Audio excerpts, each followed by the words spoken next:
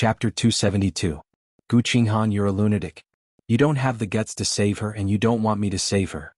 You're a coward and a coward. Since you're so afraid of death, why don't you just die earlier?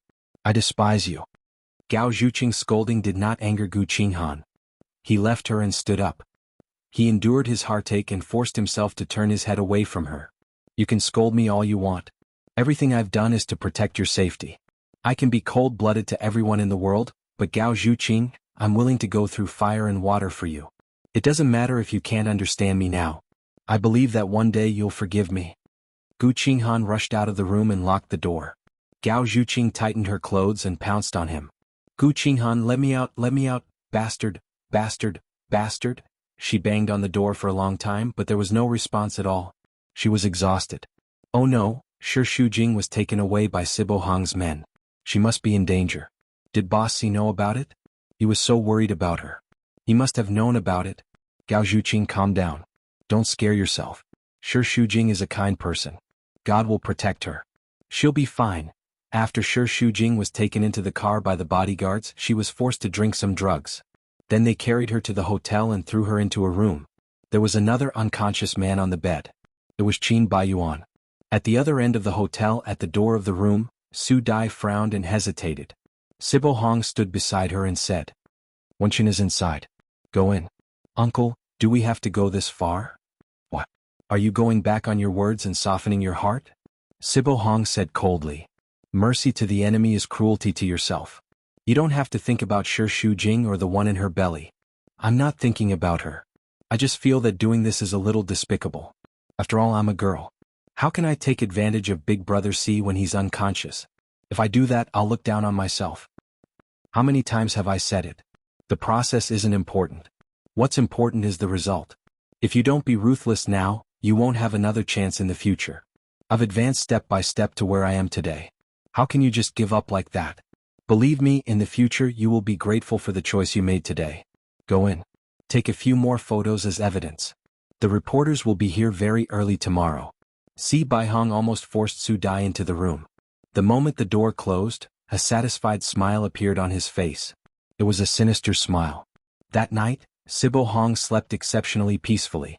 When he woke up the next morning, the reporters would take photos of Si Wenqin and Su Dai getting a room together, and Qin Baiyuan and Shi Shujing getting a room together. At that time, they wouldn't be able to clear their names even if they jumped into the Yellow River. If Si Wenqin still insisted on being with Shi Shujing after this scandal was exposed, he would definitely be cursed by everyone. No one could withstand that kind of pressure. Moreover, if everything went smoothly, Su Dai would already be pregnant with the Si family's child. Then, everything would be even more beneficial. Wenqin, I've said it before. You can't beat me. The next morning at around 6 a.m., all the reporters in Flozen City came out in full force and surrounded the entire hotel. The reporters were like jackals, tigers, and leopards. They were so excited that their eyes lit up. They raised their cameras and microphones and aimed them at the door, ready to take 2 photos as soon as possible. Some of the reporters couldn't hold it in anymore and banged on the door. Mr. C, please open the door. Mr. C, open the door. Mr. C, hurry and open the door. After calling for a long time, no one responded. Just as the reporters were about to bang on the door, it opened. Si Wenqin was topless and his hair was a little messy. He stood at the door lazily with his eyes half closed. He looked like a lazy male lion, or rather, a yuppie aristocrat. The female reporters were so mesmerized that they blushed and their hearts raced. Faced with the incessant flashing lights outside and the ferocious reporters, Si Wenqin appeared relatively calm and smirked. It's so early. What's the matter? We received news that you spent the night here with the Su family's daughter. Does Shi Shujing know you've betrayed him? So the photos taken at the nightclub were all real? You had a foot in both boats? Si Wenqin's voice sounded a little like he had just woken up. His voice was lazy, hoarse, and had a hint of lethargy. Who told you that the woman inside is Su Dai? Don't you know that you'll have to bear legal responsibility for spreading rumors? Although he said it in a joking tone, the reporter was still a little scared. Just a few months ago, one of them had come to catch Shi Shujing and his betrayal.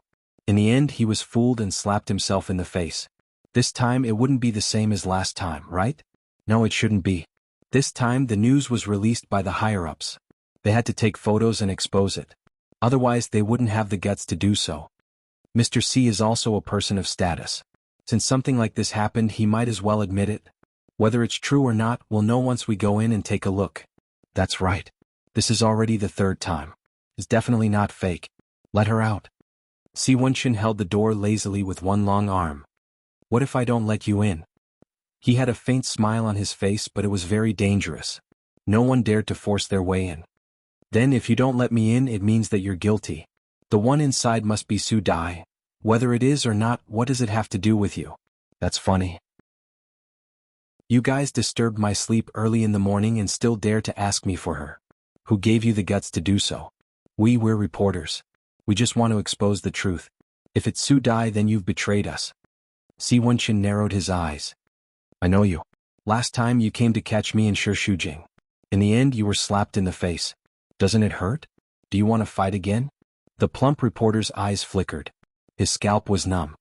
Last time we didn't catch you in the act. But didn't you get together with Shishujing later? This proves that our news is not baseless. You guys did have an affair at that time. The reporter shut his mouth in fear under Si Wenxin's cold gaze. Watch your words. I'm not a good-tempered person. I'm sorry, Mr. C. I said something wrong. Therefore, the situation fell into a stalemate. The reporters were unwilling to leave, but none of them had the guts to barge in.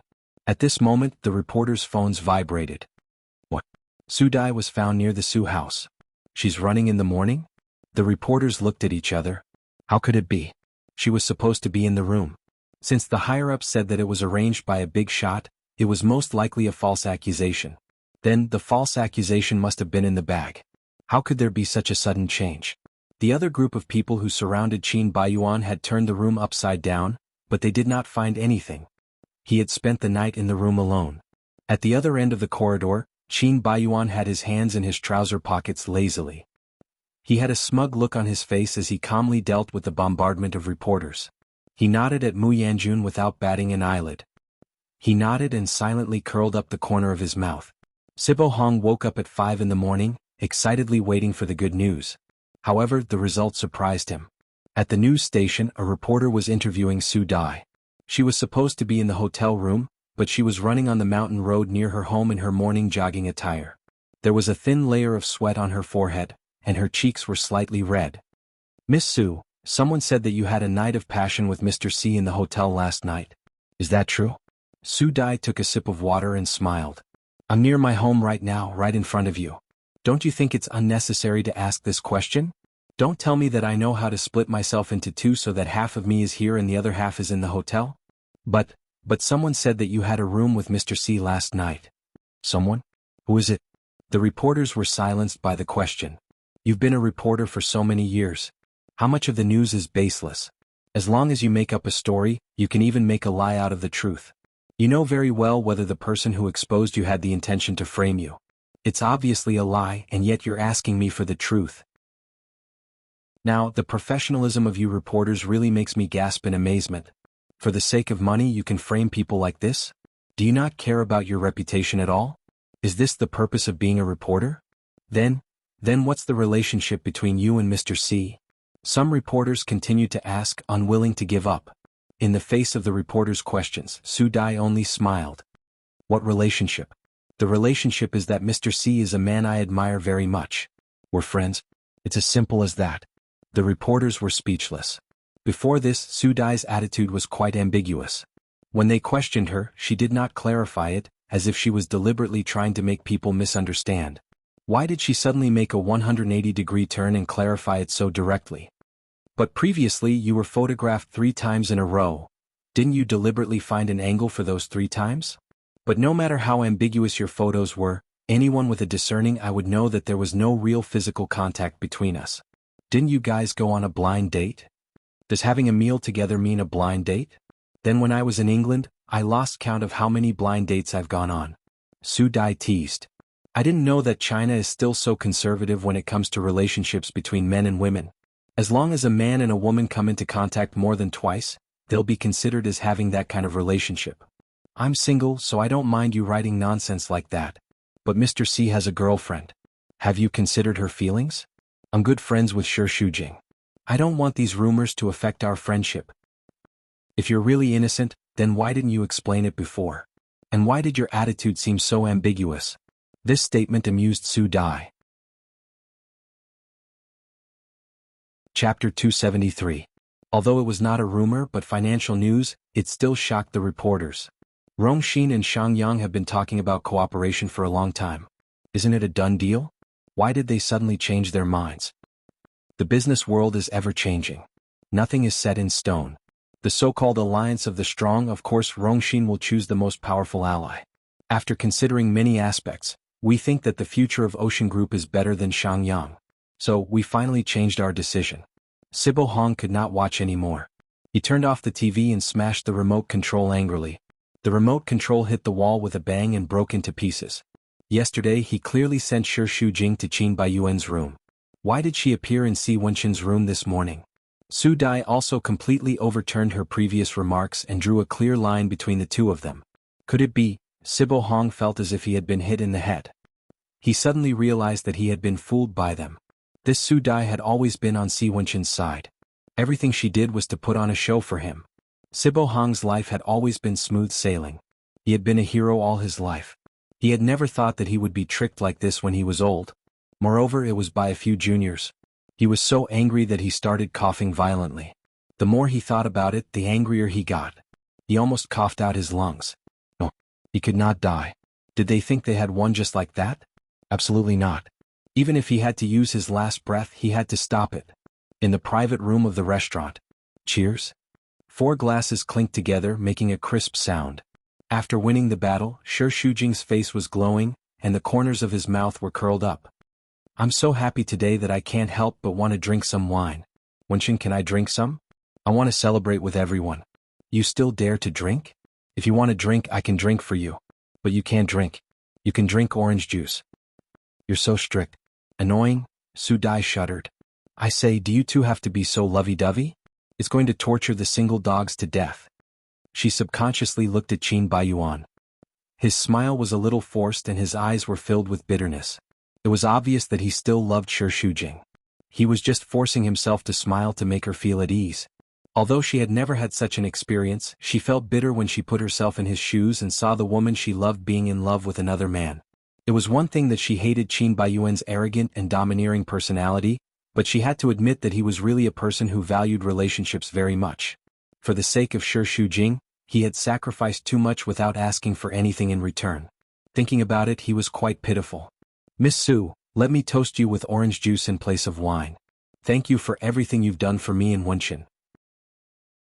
I didn't know that you guys had already set up this trap. I misunderstood you and made you suffer. What are you talking about? You're so gentle and you're not aggressive at all. How can I be wronged?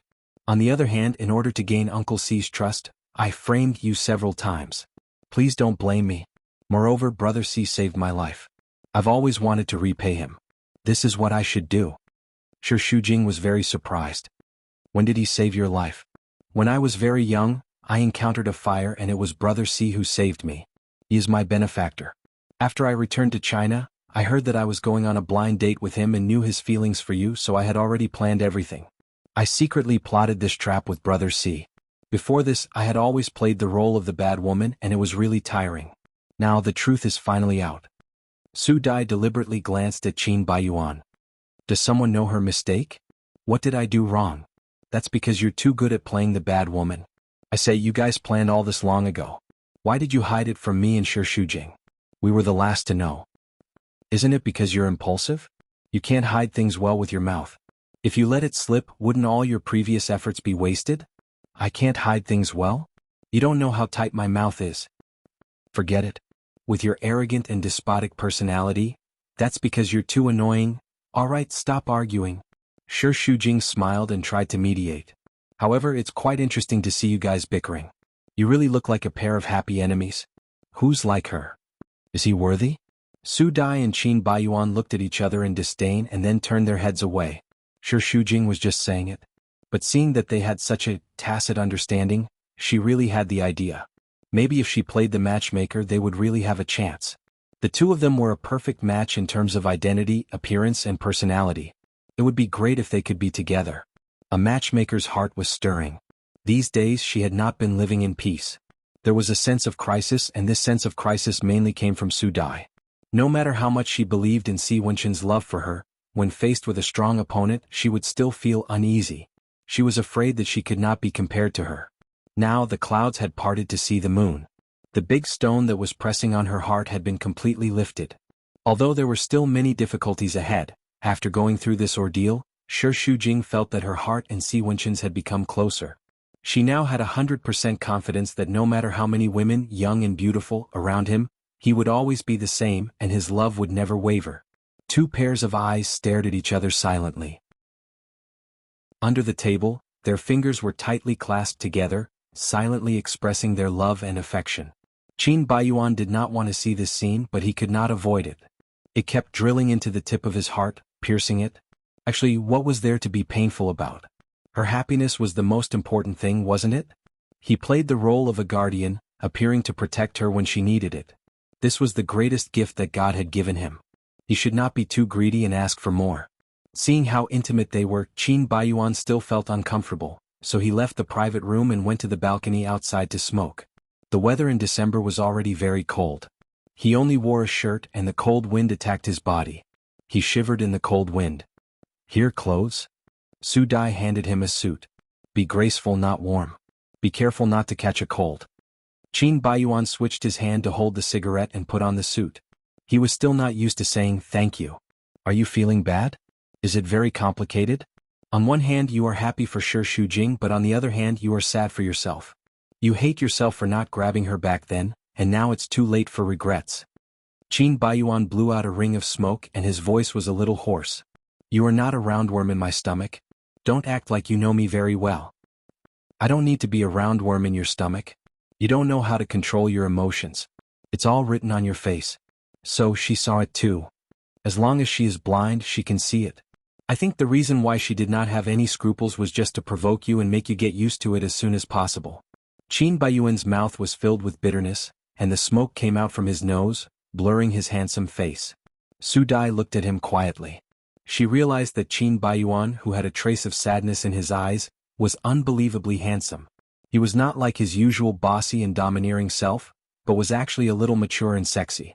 He was really a very good-looking man. Don't look at me like that. Don't fall in love with me. I will not love you. Su Dai blushed and looked away. She only felt that he was good-looking, and how could it rise to the level of love? This man was too self-righteous. I can't love you. You are not my type. Then who do you love? Si Wenxin? No.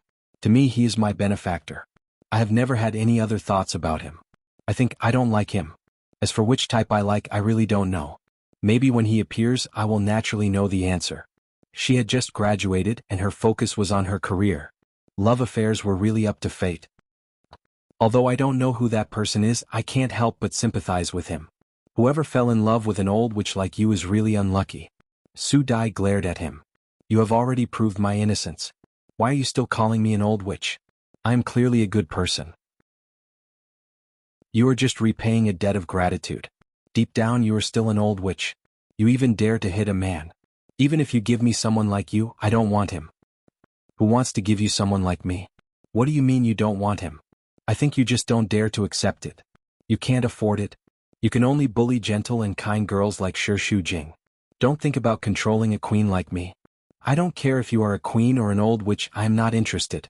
Perhaps I will never meet a woman that can interest me again in this life. Qin Baiyuan's tone was self-deprecating, but he was also open-minded. He had already accepted it. In the first half of his life he owed too many love debts and hurt too many women. Perhaps his punishment was to spend the rest of his life alone. It was better than harming others. He deserved it. Ceylon was also a step in Si Wenxin's plan. However, she did not expect that the huge drop in Ocean Group's stock price was just an illusion. Everything was under his control. After signing the cooperation agreement with Rongxin, the stock price soared. In just a few days it returned to its original state and it was still rising. These days, in order to seize the time to suppress Ocean Group, Ceylon could be said to have spared no effort. She was busy day and night. However, she did not expect that all the things she had planned and done would be for naught in an instant. The more she looked at the newspaper, the more glaring it became. Ceylon tore it into pieces and threw it aside. She wanted to smoke and concentrate. When she picked up the cigarette, her hand could not help but tremble. Pack. She slammed the lighter on the table. She was so angry that her whole face had turned green. Tang Tang had Sealan's special pardon order, so he did not ask the secretary to inform him and directly came in. Sealan was in a fit of anger. She scolded. "Where do you think this is? You can come and go as you please. Didn't I tell you not to come to the company if you have nothing to do? Don't you have a memory? What's the use of your brain?" Sealan was a very imposing person, but this was the first time she had scolded like this. Tang Tang could not help but feel a little scared. He stood at the door not knowing whether to go in or out. "What are you still standing there for? Are you afraid that others don't know about our relationship?" Tang Tang frowned and closed the door. Chapter 274. I have something to ask you. What happened a few days ago, was it planned by Wenchen and even Sibo Hong fell for it? Yes. Sealan snorted in annoyance. Why are you asking me when it's so obvious? You were involved too. Yes. Why did you do that? Right now, Sealan hated being asked this question the most. She lit another cigarette and puffed on it fiercely, puffing out smoke with great force. Didn't I say it? He's my brother. I have to help him. Moreover, if he marries Su Dai, what will happen to you? In the end, I did it to help you too. This reason sounded dignified, but Tang Tang was becoming more and more suspicious of Sealan. She had specially investigated. Some time ago, Shangyang suppressed Ocean Group. It was almost indiscriminate and relentless pursuit. She believed that Sibo Hong would not be so ruthless. Moreover, some of Sealan's previous actions seemed very suspicious now. Why are you looking at me like that? Don't you believe me? Sealan's tone revealed a bit of displeasure. She flicked the cigarette ash. Do you think I would harm my younger brother? She asked righteously, but in her heart she was thinking the complete opposite. The reason why she helped Si Wenchen was because if she followed Sibo Hong's plan, even if Si Wenchen was determined not to marry Su Dai, she was likely to be pregnant with the Si family's child. At that time, even if there was no Si Wenchen, the company would be handed over to his child, and she would not have a share at all. She would not make a wedding dress for Si Wenchen, let alone for his son. Her efforts over the years were all for herself. She was the CEO of Shangyang. As for this Tang Tang, he was just a tool she used to drive a wedge between Si Wenchen and Shi Shujing. She hated him. Not only did she want to deprive him of his inheritance, but she also wanted him to regret it for the rest of his life. Therefore, she would do anything to stop him from having a relationship with Shi Shujing. Of course I don't think so. It's just that you haven't informed me of anything you've been doing lately. I'm a little worried.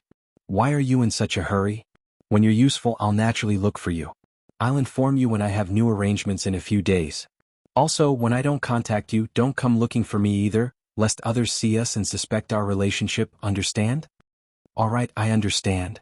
Tang Tang's eyes fell on the torn newspaper without batting an eyelid. The headline on the front page reported the news of Ocean Group's revival. This made her even more suspicious. I'm very busy, you can go back first. All right. Tang Tang didn't say anything and left. After she left, Sealan's expression became even more horrified. It was obvious that Tang Tang was already suspicious. She understood what she was thinking. Compared to obtaining Si Wenchen, his safety was more important to her. Therefore, once she found evidence, she would definitely inform Si Wenchen. The reason why she hadn't told him yet was because she wanted to be lucky. On one hand, she wanted to get back Si Wenchen through her. On the other hand, she wanted to ambush her and find out her plans. She was much smarter than Jiang Biki. She had painstakingly planned for so many years. She couldn't let her ruin her plans. When necessary, she would rather destroy this chess piece than let her pose a threat to her. Sealan had just finished smoking when her phone rang. It was a call from home. She picked it up impatiently. What's the matter? Eldest miss, Master's heart isn't feeling well again. Please come back quickly. Sealan's brows furrowed even tighter. She was so frustrated that she almost wanted to curse out loud. Old fart, wasn't he usually very fierce when he scolded her? Why was he always feeling uncomfortable here and there? He was so noisy that she couldn't concentrate on her work. She had so many things to worry about. How could she have the time to care about his illness? Oh, he could look for her if he wasn't feeling well. But the Si family business belonged to Si Wenchen and she didn't have a share at all? What a good idea. What did he think she was? A servant in the Si family? Sealan either didn't want to think about these things, or she was so angry that she wanted to kill someone. All these years, Sibo Hong's unfair treatment of her had gradually eroded her filial piety as a daughter. At first, she still had some expectations for him, but after all these recent events, she completely gave up. In his heart there was only one son. She was dead. So Sealan's mentality gradually became a little twisted. She couldn't wait for Sibo Hong to die from his illness. After hanging up, Sealan really didn't want to bother with these things. But after she calmed her temper, she still had to continue with her plan. At this critical juncture, she couldn't stay calm, so she gave Si Wenshin a call. Sealan went home first and took care of Sibo Hong by his bed. However, he kept throwing a tantrum at her. He said all sorts of nasty things and even chased her out. "Dad, don't be angry. It's all my fault. I'll go out first. Rest well. I'll be outside. Just call me if you need anything." After Sealan finished speaking obediently, she closed the door and immediately put on a different face, cursing and swearing. "Old fart. Sis. Wenshin, you're back." Si Wenshin's face was tense. It was obvious that he didn't want to come back, but he was worried about Sibo Hong's health, so he seemed a little reluctant. "How's Dad? Isn't it because of his bad temper? His heart isn't good, yet he's still scolding people. It seems like he's angered by what happened to you. It's no wonder. He's so strong, how could he allow himself to lose to his own son?" Si Wenshin didn't want to come back. Hearing her words, he wanted to leave even more. "Then I'll go back first. I don't want him to be angrier when he sees me." "Don't be angry. Dad still wants to see you. You guys have a good talk in?"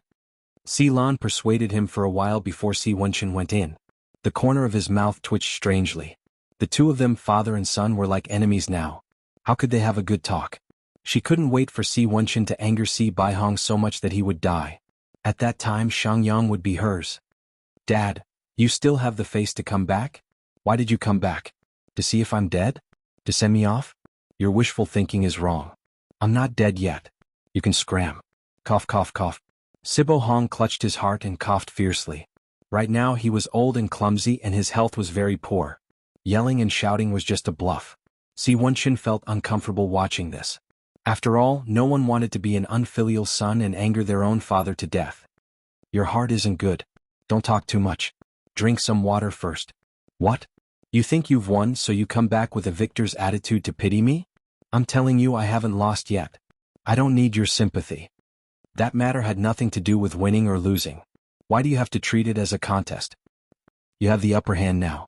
Of course you'll say that. I didn't expect. I actually schemed against my own son. This is my greatest humiliation." Sibo Hong kept shaking his head.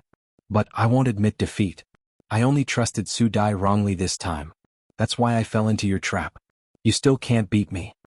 If you insist on treating it as a contest, then do you really think that I won by luck? I've planned everything from the beginning. You think you're in control of the situation, but I'm the one who's controlling you." Si Wenshin's brows were cold and firm, exuding a powerful aura. "Also, your suppression of Ocean Group won't work.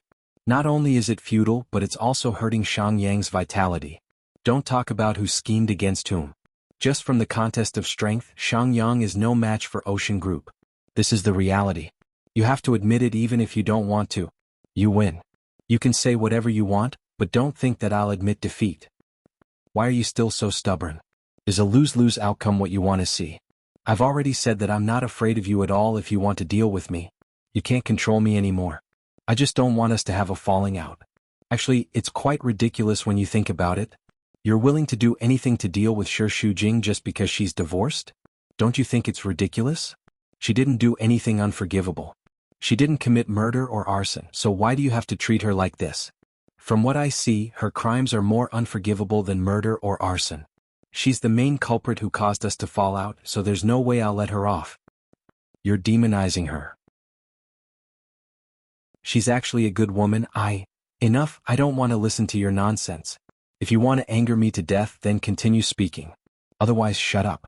Listen up, you haven't won yet. As long as I have a single breath left in me, I'll keep fighting with you. If Shi Shujing wants to enter the Sea family, he'll have to do it over my dead body. Even if you marry her, even if I die, her name can forget about entering the Sea family's genealogy. Just based on this, you'll never win. You want me to accept her? You better give up on this idea. Faced with such a stubborn person who was also his own father, Si Wenshin was powerless. When Si Wenshin returned home, Shi Shujing was doing yoga in front of the television. She stood on one leg and raised her hands above her head. She was as straight as a tree, and she wore a white tank top and tight yoga pants. Her curves were exquisite and she looked slightly sweaty. She was extremely alluring and Si Wenshin's throat tightened. This week her morning sickness was more severe, so he couldn't bear to torment her. He only hugged her to sleep at night. He hadn't done it in a long time, and his body had always been lonely and empty. How could he resist this kind of temptation? His eyes were already slightly burning. "Darling, you're back." Shi Shujing grabbed a towel to wipe her sweat, then tiptoed to kiss him. Si Wenshin was about to deepen the kiss, but she had already nimbly dodged. Si Wenshin was helpless. He had just given her some dessert, but she had already slipped away before he could taste it. What a torturous little vixen. If he let her go tonight, he, Si Wenshin, would write the 3 words Si Wenshin upside down. "It's very cold outside today, right?" Shi Shujing brought over a cup of hot tea with both hands for Si Wenshin to warm his hands. "It's ginseng tea. Have a sip to warm your stomach." "My Shujing is so obedient." Si Wenshin pulled her to sit on his lap. His brows were raised in satisfaction. Chapter 275. Don't. I'm sweaty and sticky. I don't mind you. You're warm. It's better to hug you. As Si Wenshin spoke, he planted a kiss on her wet and sticky neck. "My baby smells so good. Even your sweat smells good.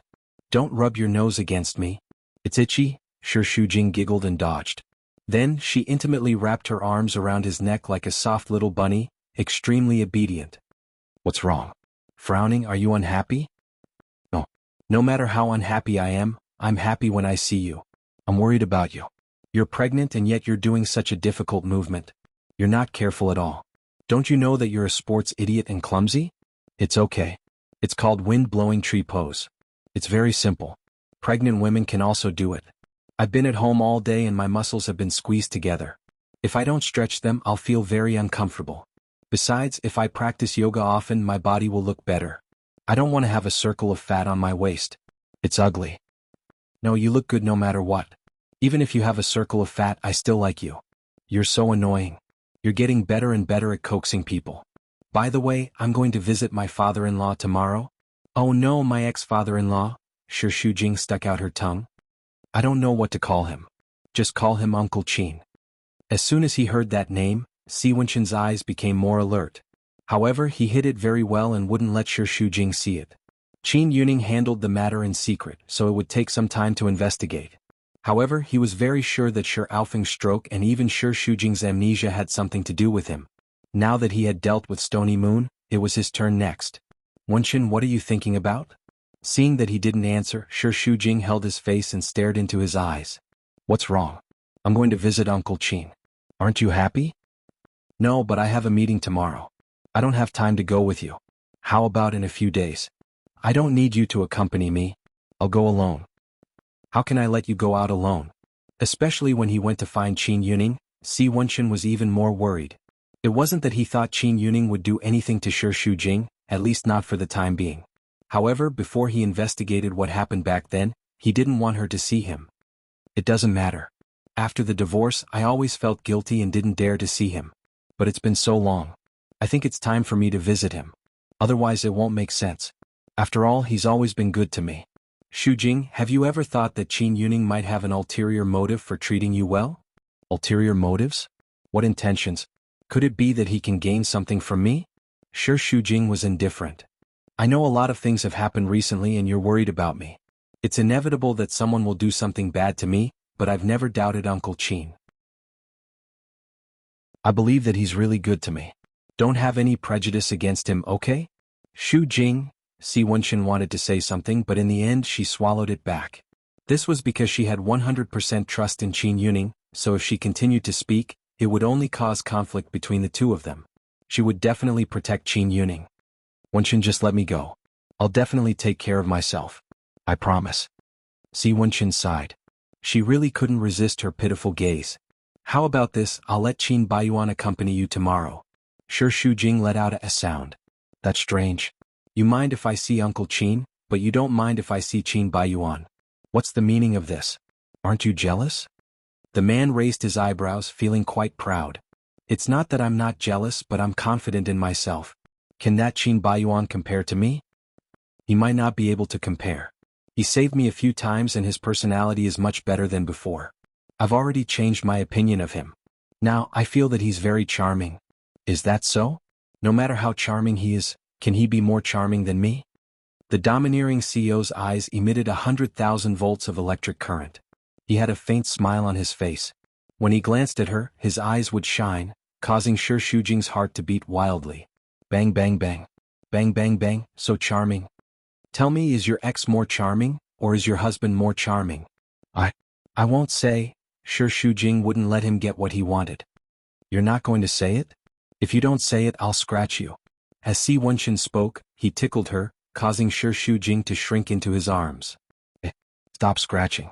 So itchy. I admit defeat. You're handsome, you're charming, you're the most charming. She was pressed down by him. Her whole body was curled into a small ball. Her face was flushed red and she was extremely charming. Looking at her, the two balls of fire in Si Wenxin's eyes burned even brighter. His whole body was burning up and he was ready to make a move. The tempered steel had turned into a man who had been cleansed of his desires for a few days. At this moment, there was a strong urge to tear her apart. It had been a long time since he had felt this strong. Every cell in his body that had been dormant seemed to have come to life. They clamored excitedly, wanting to swallow her into his stomach in one bite. He would only stop when there was nothing left of her. Si Wenxin's hands were placed on both sides of her body. His fingers were clenched so tightly that the veins on the back of his hands were popping out. His eyes were like a wolf staring at her. His nose was opening and closing, spraying out flames. After Shi Shujing caught her breath, she realized that his eyes were abnormally hot. That was the desire of a man towards a woman. She was all too familiar with it. Right now her whole body was soft. With a red face, she gently pushed him twice. You should get up first. Stop messing around. Messing around? Do I look like I'm messing around right now? When she was shy, her voice was especially soft. It was like a soft voice that melted Si Wenxin's heart. He really liked the way she was right now. Docile and well-behaved, with a trace of shyness of a young girl. However, there was also a bit of charm to it. It made every cell in his body filled with desire for her. Get up. I'm sweating.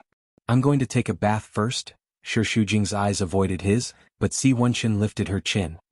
What's the hurry? You're going to sweat later anyway. Don't you know that my body isn't very good right now? Once I exercise vigorously, I tend to vomit. What are you afraid of? Can't I just be a bit more gentle? Do you know how long it's been since we did it? I forgot, but I remember it very clearly. It's been 8 days. A whole 8 days. Do you know how uncomfortable it is to hug you to sleep every night but not be able to touch you? Yet your taste is so wonderful. That taste is too torturous. Si Wenxin gritted his teeth and squeezed into her body. He placed a portion of his strength on her body. She could clearly feel his weight and his breath. She became even more nervous as she gripped his shirt tightly. I'm not feeling well. I know you're not feeling well. I'll make you feel better. Si Wenxin couldn't hold it in any longer. He grabbed her waist and pressed her against him. At the same time, he forcefully kissed her. The familiar feeling instantly ignited Shi Shujing's body, causing her to involuntarily climb onto his sturdy chest. Her taste was so wonderful and her lips were so soft like sweet cotton candy. It made Si Wenxin want to suck in more and kiss her even deeper. To a man, love and desire were inseparable. The more his heart loved her, the more his body loved her. It was constantly entangled and burning passionately. It was a sleepless night. The recent news made Qin Yuning very depressed. He had been paying attention to the battle between the father and son. When he and Si Lan had divorced, Si Baihong had secretly gotten someone to beat him up in order to seek justice for his daughter. He had even almost cut him up. Although the two of them seemed to be getting along well these past few years, he had never forgotten the humiliation he had suffered at that time. Both father and son had humiliated him. He couldn't wait for them to fight more fiercely, the better. It would be best if both sides suffered. However, subconsciously he was more inclined towards Sibo Hong teaching Si Wenxin a lesson. He didn't expect that he would actually lose. In any case, no matter who won, he was very unhappy in his heart. The anger in his heart was extremely uncomfortable. There was only one person he could talk to, and that was Shi Aofeng. Thus he went to the sanatorium. He lit a cigarette and placed his leg on Shi Aofeng's body. He frowned and puffed out smoke. The sky was already very gloomy. Dark clouds piled up layer after layer, as if they could collapse the sky at any time. It was extremely depressing. The ward was filled with the thick smell of smoke. Did you know? I only come to you when I'm in a bad mood. I didn't expect it to be so soon. Back then you caused me trouble and made me unhappy. Now your daughter is causing me trouble again. If you were still alive you would definitely be very proud. Your daughter kicked my son and hooked up with Si Wenchen. Even Sibo Hong can't beat them. Your daughter is really capable. You must be very proud, right? I don't have any enmity with her. Seeing that she is Zi Zhuang's daughter, I can give her my blessings. However, why must my son be dragged into this? Just for her, how much infamy has Qin Baiyuan endured? Back then he let her down, but I've already made up for it. I've already paid back what I should, but she still thinks it's not enough. Now she's taking revenge on my son. The more Qin Yuning spoke, the more hatred he felt. The more he spoke, the angrier he became. For a ruthless person like him, only he would let others down. He would never allow others to let him down, so how could he not be angry? You two, father and daughter, are really good. You harmed me and now you're here to harm Qin Baiyuan. Back then you clearly knew that I liked Zi Zhuang, but you still stole her. Why did you steal her? Can you marry her? Didn't you make her the interloper? You ruined her. You're a coward, how can you win her heart? Back then I thought highly of you, so I pulled you into my project. In the end you wanted to report me for commercial fraud. Nowadays, do the rich and powerful people in the business world completely rely on legitimate business? You usually brag about how courageous you are, but at the critical moment, you chickened out and even dragged me down with you. If I didn't poison you, would I be here today? It's a pity that the packet of poison didn't kill you. You only suffered a stroke. But now that I think about it, being a living dead for more than 10 years is even more torturous than dying directly. And because of you, I directly implicated Shi Shujing. If she hadn't seen the scene of me poisoning her, she wouldn't have been so scared that she rolled down the stairs and lost her memory. I didn't despise her and let Qin Baiyuan marry her, but she was ungrateful and kicked Qin Baiyuan away. She even made him so sad. His life was almost ruined by her.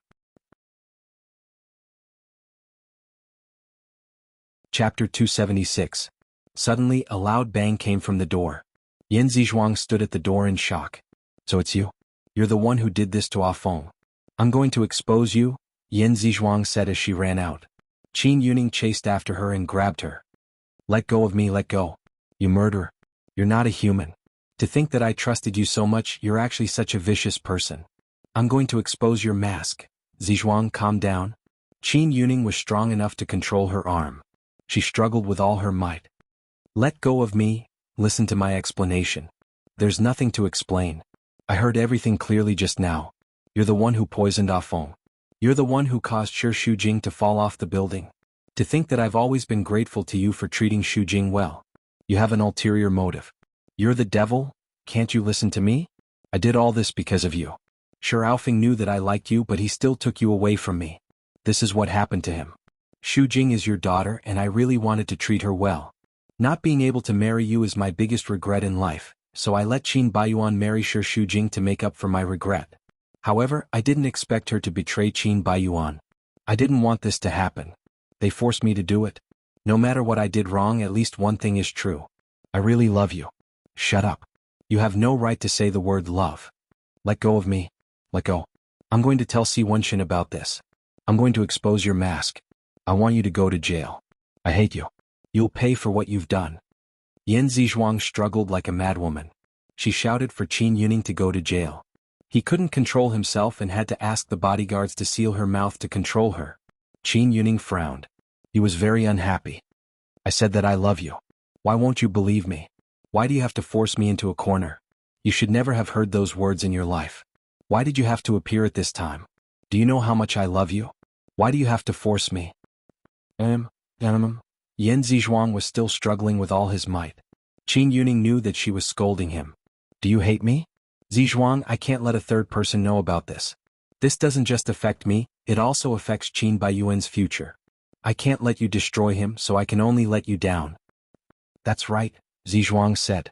He ordered. Find a place to lock her up. Don't let anyone find her. Remember, don't hurt her.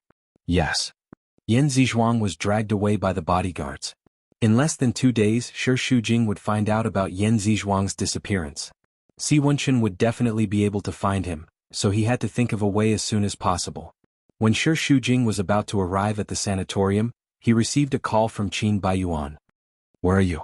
I have an hour to finish the meeting and then I'll pick you up. No need, I'm already on my way to the sanatorium. I know you won't be able to finish the meeting so soon, so I'll go see my dad first. Anyway, the sanatorium is very close to the hospital, so I can take a taxi there. Si Wenshin told me to pick you up at home. Why did you run away first? You guys are too nervous. I'm only 3 months old and I'm not going to give birth soon. I still have the ability to go out alone. You guys are so nervous that even I'm a little nervous. This is not good. I'll go straight to the hospital after seeing my dad. Let's meet at the entrance of the hospital. Okay, then be careful. I'll go to the meeting first. Sure, Shujing got out of the taxi. Before she could take 2 steps, a car suddenly rushed towards her. She hurriedly dodged. The car swayed a few times and a woman with her hands and feet tied suddenly fell out of the car. Just as Sure Shujing saw that it was Yan Zizhuang, a speeding truck hit her and sent her flying. Her body was a bloody mess. Sure Shujing's entire face was pale with fear. A few seconds later, she rushed over and picked up the person lying in the pool of blood. She let out a heart-wrenching scream. Mom, call the ambulance. Quick, Mom. No, quick, dodge. Sure Shujing screamed as she woke up from the nightmare. She grabbed Si Wenshin's hand in a panic. I just had a nightmare. I dreamed that my mom was in a car accident. It was so scary. Si Wenshin clenched his fists, his eyes filled with pain. That nightmare was so scary it was too real. Luckily it wasn't real. Maybe it's because I haven't seen my mom for too long and I've been feeling very guilty. I must go see her today. Wenshin, I'm a little worried about my mom. Can we go see her now? Si Wenshin lowered his head and did not say anything, suppressing the pain in his heart. Why aren't you saying anything? All right. Why am I in the hospital? Did I faint again? I remember going to the nursing home to see my dad. The scene of Yan Zizhuang jumping out of the car at the entrance of the nursing home flashed past his eyes. Sure Shujing shuddered and shook his head. It must be a nightmare. It was just too realistic. It was a nightmare. Wenshin, am I all right? I think I'm fine. I don't feel any discomfort. I can be discharged now. Sure Shujing grabbed his hand tightly. Her hand was trembling and her fingers were as cold as ice. Wenshin, can you let me leave the hospital? I'm really fine. No, she was not fine at all. The doctor said that she had called the ambulance.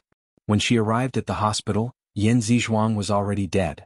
Sure Shujing fainted when he heard the news of Yan Zizhuang's death. So, she must have seen the scene of Yan Zizhuang getting hit by the car with her own eyes. She was not willing to accept the truth and treated it as a nightmare. Even as a man, he couldn't bear to see his mother get into a car accident. Not to mention she was so fragile. Si Wenshin didn't dare to imagine how much pain she was in at this moment. Wenshin, say something. I want to be discharged. I want to see my mom. Can you bring me there?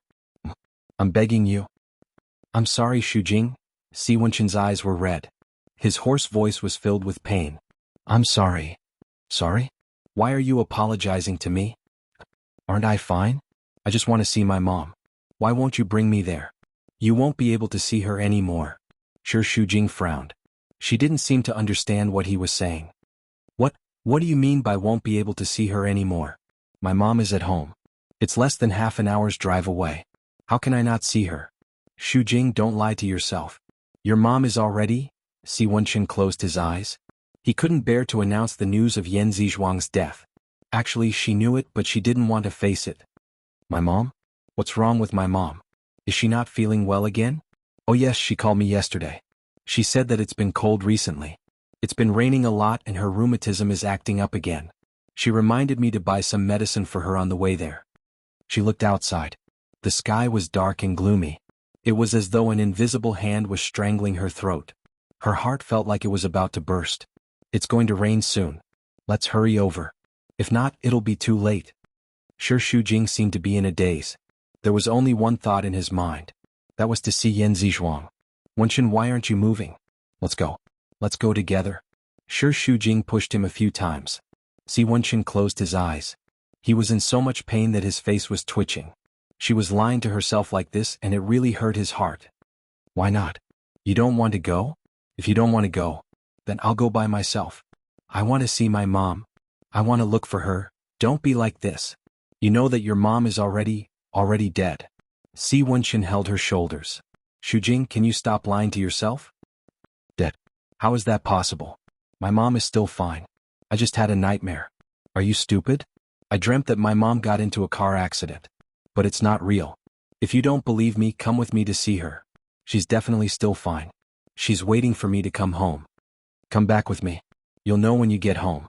She's fine. Stop lying to yourself. She's already dead. Dead. Rumble, lightning flashed and thunder roared. Lightning tore through the night sky and lit up the entire world. Shi Shujing's face was as pale as a sheet of paper. Accompanied by the terrifying sound of thunder, it was the news of Yan Zizhuang's death. The entire world became extremely horrifying. No, you're lying. My mom is not dead. She's not dead. Shi Shujing suddenly screamed in agitation. Why are you lying to me? You're lying. I don't believe you. I want to see her. Let go of me. Si Wenqin, let go. My mom is waiting for me. Let go. Don't be like this, Shujing. Please don't be like this. You still have me. You still have me. No, my mom is not dead. I don't believe it. I don't believe a word you said. You must be joking with me, right? It's not real. This is just a dream. I haven't woken up from the nightmare. I want to continue sleeping. I'll be fine when I wake up. It's just a nightmare. It's just a nightmare. Shujing, let go of me. I want to sleep. I don't believe anything. This isn't real. Shi Shujing kept hypnotizing himself. I want to sleep. This nightmare is so scary. I want to wake up quickly. Shujing, this isn't a dream. Your mom was already dead when she was sent to the hospital. The doctor told you personally that she's dead. She's really dead. No, I don't believe it. My mom is fine. She's fine. I'm just having a nightmare. Shi Shujing sat there in a daze. His face was ashen as he mumbled incessantly. She's fine, Shujing? Shi Shujing seemed to have lost his backbone. His eyes were numb and lifeless. Don't talk to me. I don't believe what you're saying. I don't want to hear it. Don't be like this, all right? I know you're very upset. You can vent it out. Treat it as hitting me, scolding me. Anything is fine. Just cry it out. Don't keep it in your heart. My heart aches for you.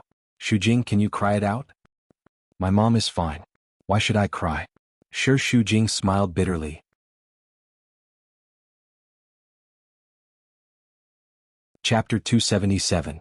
Si Wenqin knew that it was hard for her to accept such a grievous news in such a short period of time.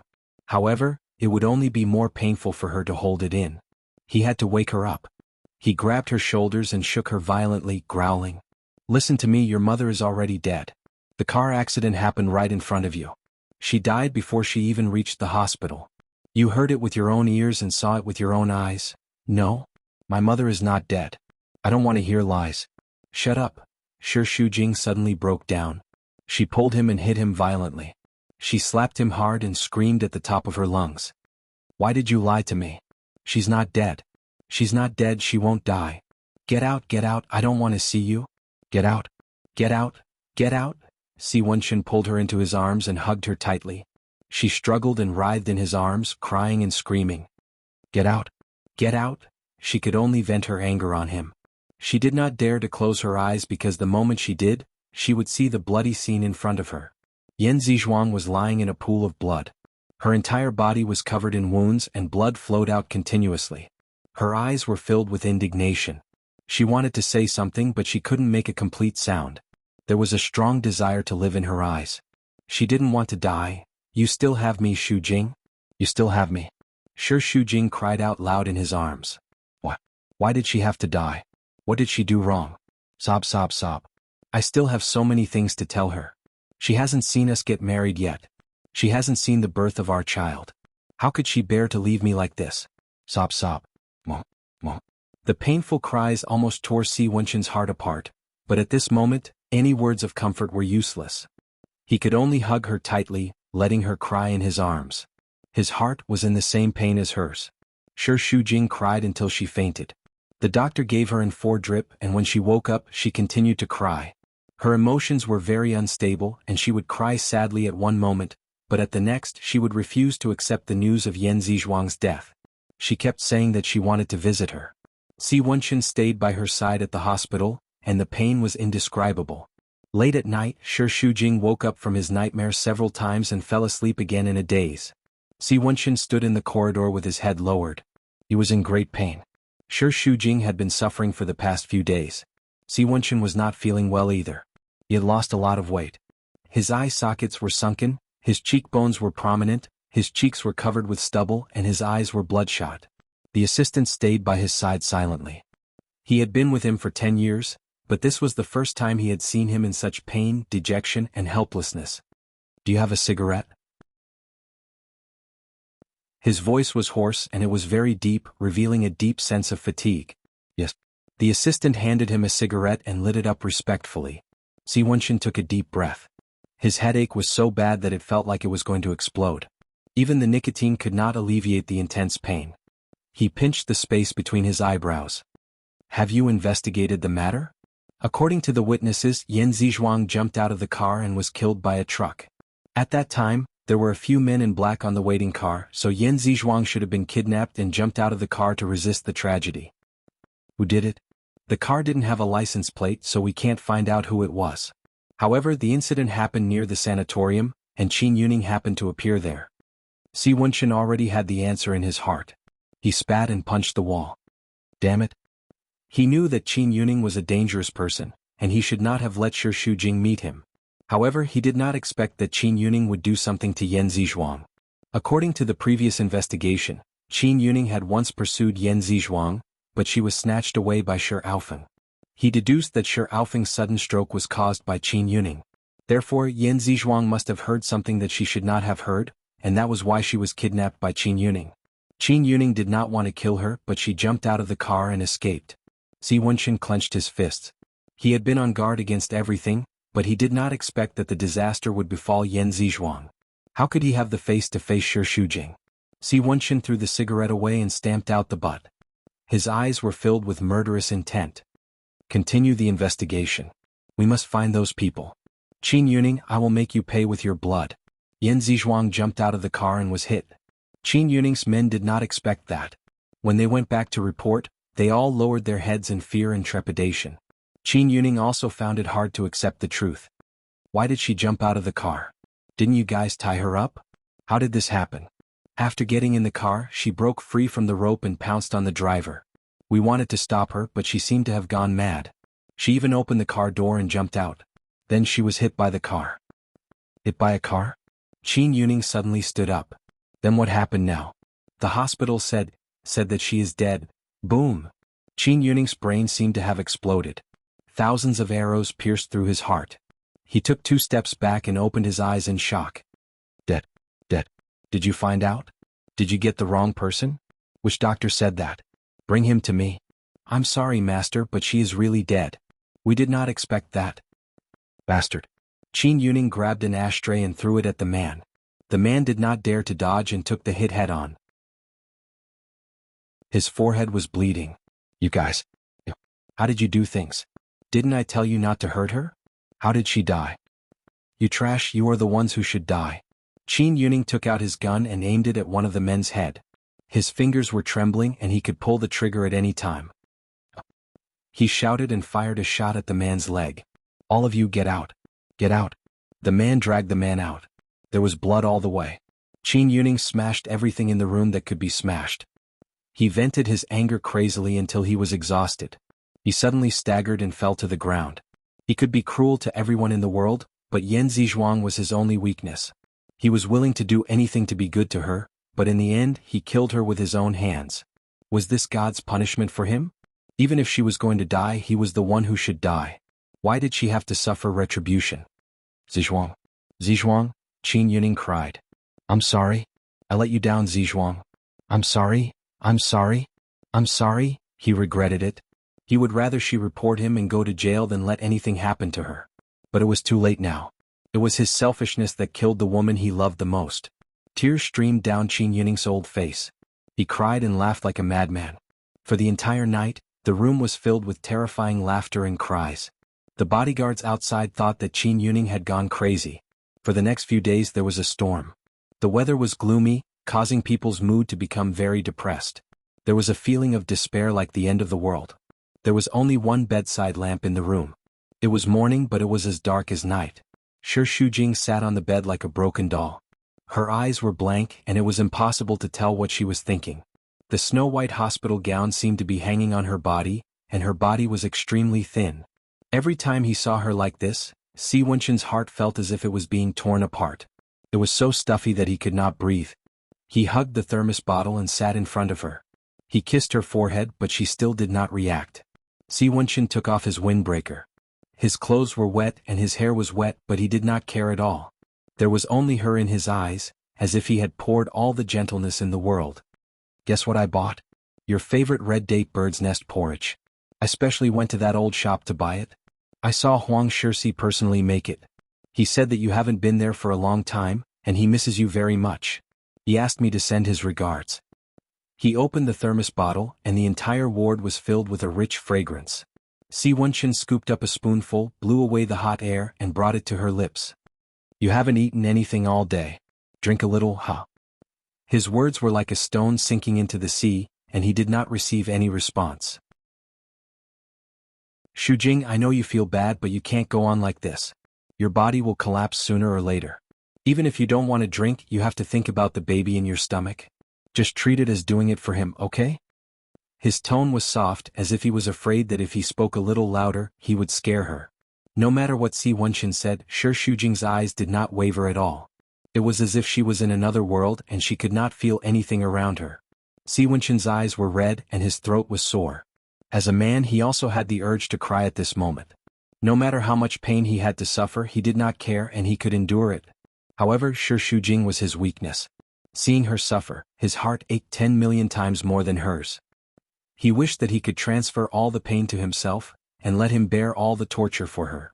Covering his lips, he lowered his head in pain, blaming himself for causing her to suffer, blaming himself for being useless. My mom is dead, Shujing said faintly.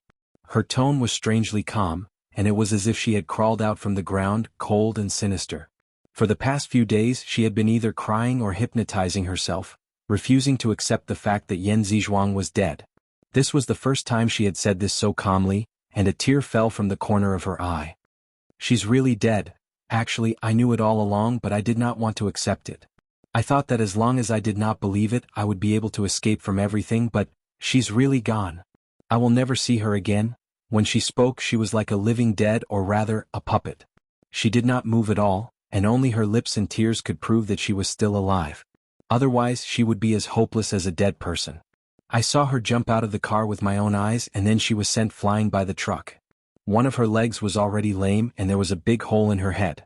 She was bleeding profusely and I wanted to help her stop the bleeding, but I could not. Her body was covered in blood and so was my hand. I was so scared. I still remember her eyes, so unwilling, as if she still had a lot to say to me, but I could not hear it anymore. Yes, my mom was a mistress, but she was really kind and also very pitiful. When my dad was with her, he hid the fact that he was already married and she was tricked. She was pregnant with me and went to Wuxia City alone. She had to go to work with a big belly, and she was often so tired that she fainted and she had to be talked about.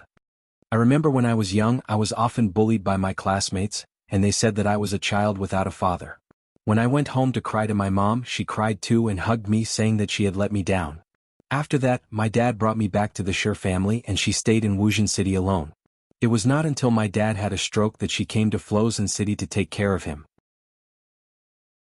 She was often bullied by Stony Moon and his mother, and she always blamed herself, saying that she had let me down, but to me she was the greatest mother in the world.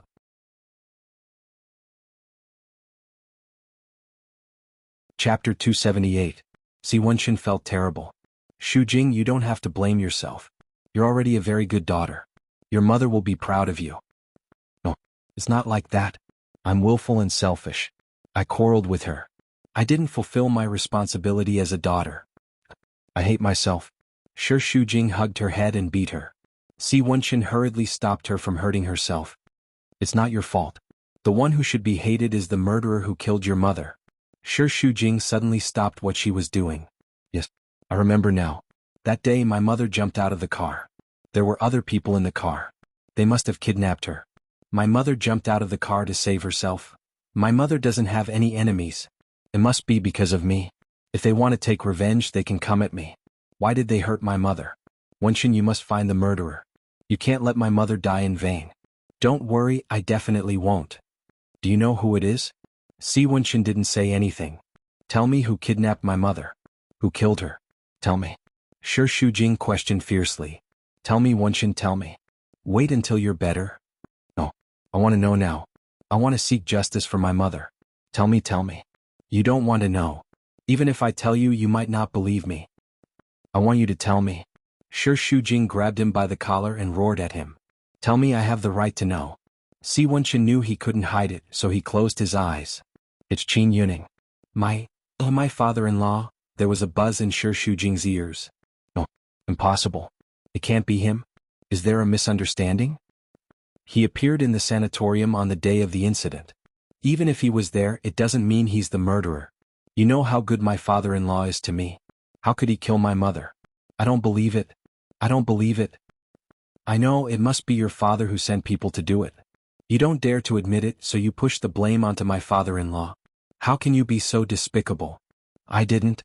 Even if my father did it, I won't hide the truth from you. I know he's as important as your father in your heart. You trust him and love him, so I don't want to tell you. But Shujing, this is the truth. I don't believe it. I don't believe it.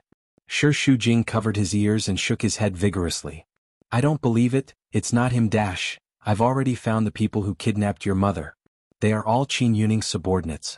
They also admitted that Qin Yuning told them to kidnap your mother, but he really didn't want to hurt your mother. It was because she jumped out of the car that the accident happened. Shi Shujing's face was as pale as a piece of paper, his lips trembling. But why did he kidnap my mother? I've investigated. Back then, Blue Sky and Shuilan cooperated on a project. There was a big financial loophole. It was obvious that someone was playing tricks behind the scenes. Your father refused to sign the second 5-year cooperation. Not long after, he had a stroke. Because of his accident, the project continued. So, according to my deduction, the person who played tricks was Qin Yuning. He did this to prevent your father from exposing him. Maybe he said something in the sanatorium and your mother heard it, so he wanted to kidnap her. But all this is just your deduction. It can't prove that he did it. Maybe it's just a coincidence. Then tell me, why did he kidnap your mother? All these years he has been lying to you, and the last time you were drugged in the hotel, the video of Qin Baiyuan's wedding was all manipulated by him. It was Qin Baiyuan who begged me, and I couldn't bear to see you sad, so I didn't tell you. I'm sorry. If I had told you earlier, maybe this tragedy wouldn't have happened.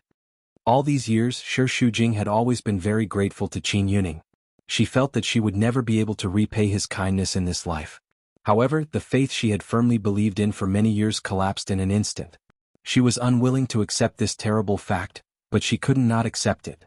She felt very painful, as if a big hole had exploded in her heart, and blood kept flowing out. She cried silently for a long time. Her tears dried up, and her pupils were slowly frozen by the coldness. She said it word by word clearly.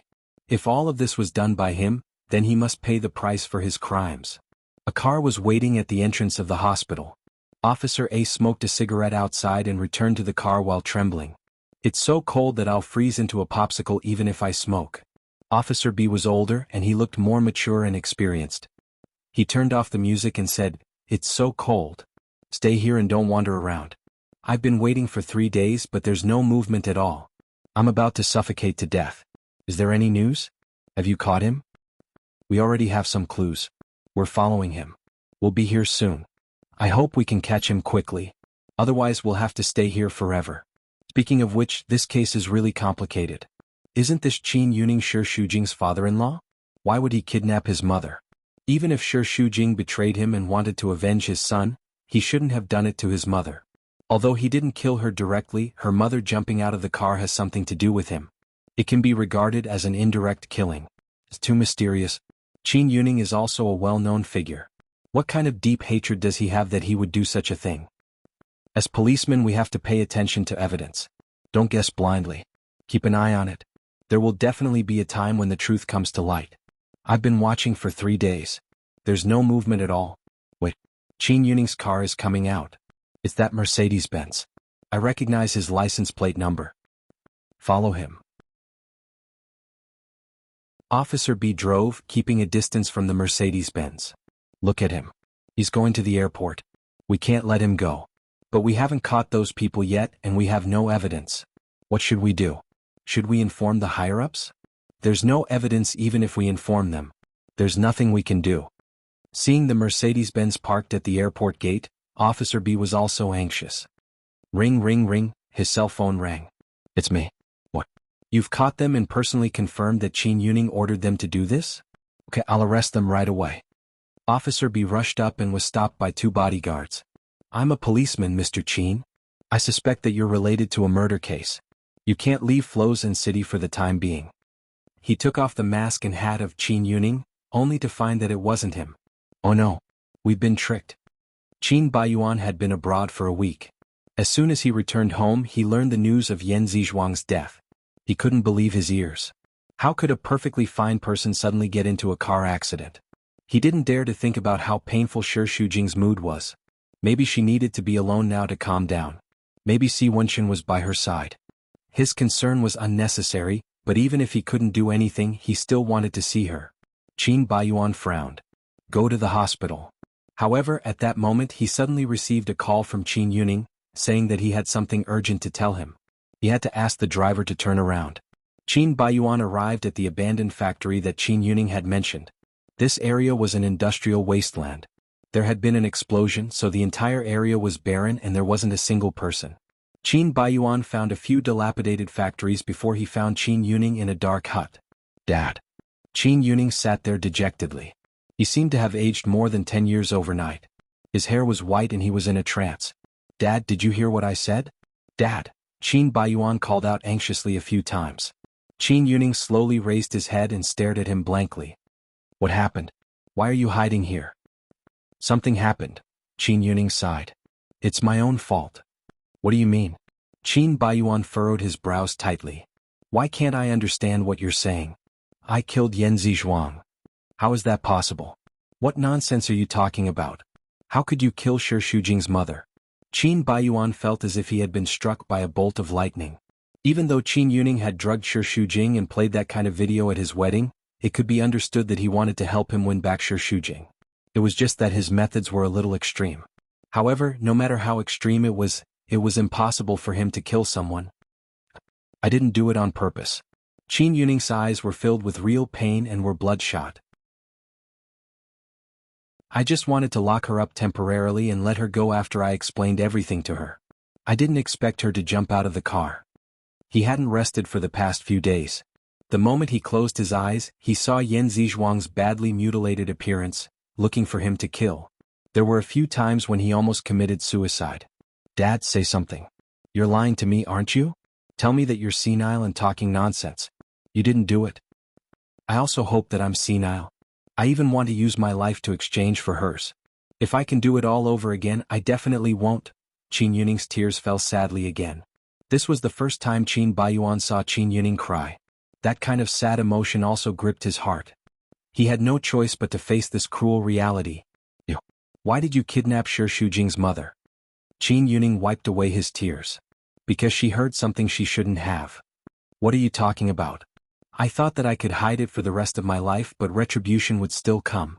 I just didn't expect that retribution would fall on her. It's all my fault. Back then it was me. I caused Shi Aofing to suffer a stroke. Shi Shujing also saw me poisoning Shi Aofing, so he rolled down the stairs, Qin Yuning explained while crying. Qin Baiyuan's face became paler and paler, and his lips lost their color. He thought that what happened before was tragic enough. He thought that his life was tragic enough, but it turned out that this was the most tragic moment. His father had actually caused the destruction of his beloved woman's family.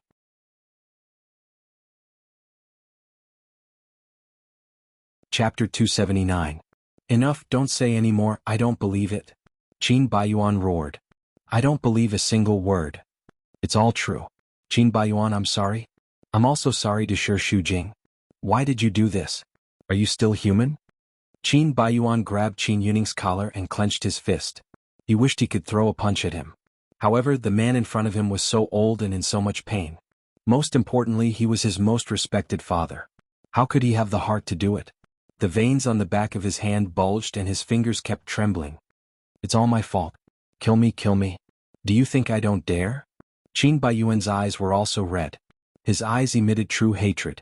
If looks could kill, then Qin Yuning would have died 10,000 times by now.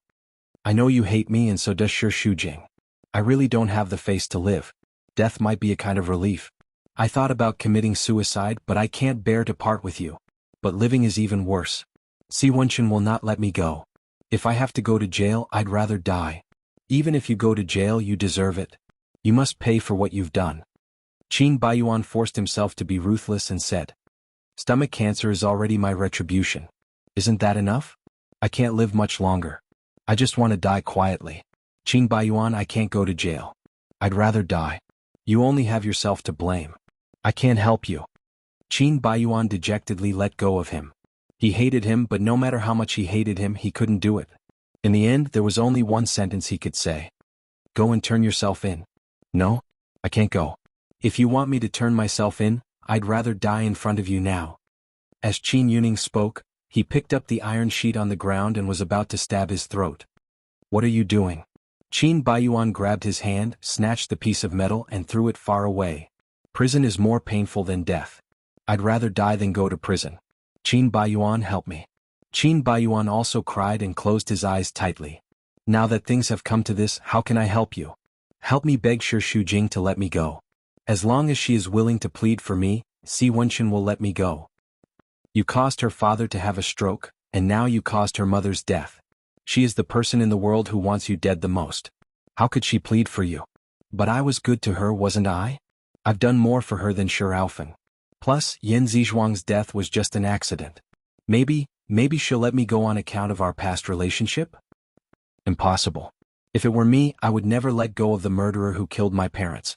How would you know if you don't try? Even if she doesn't consider me, she might consider you. As long as you beg her, you still have a chance." Qin Yuning grabbed the corner of Qin Baiyuan's clothes tightly.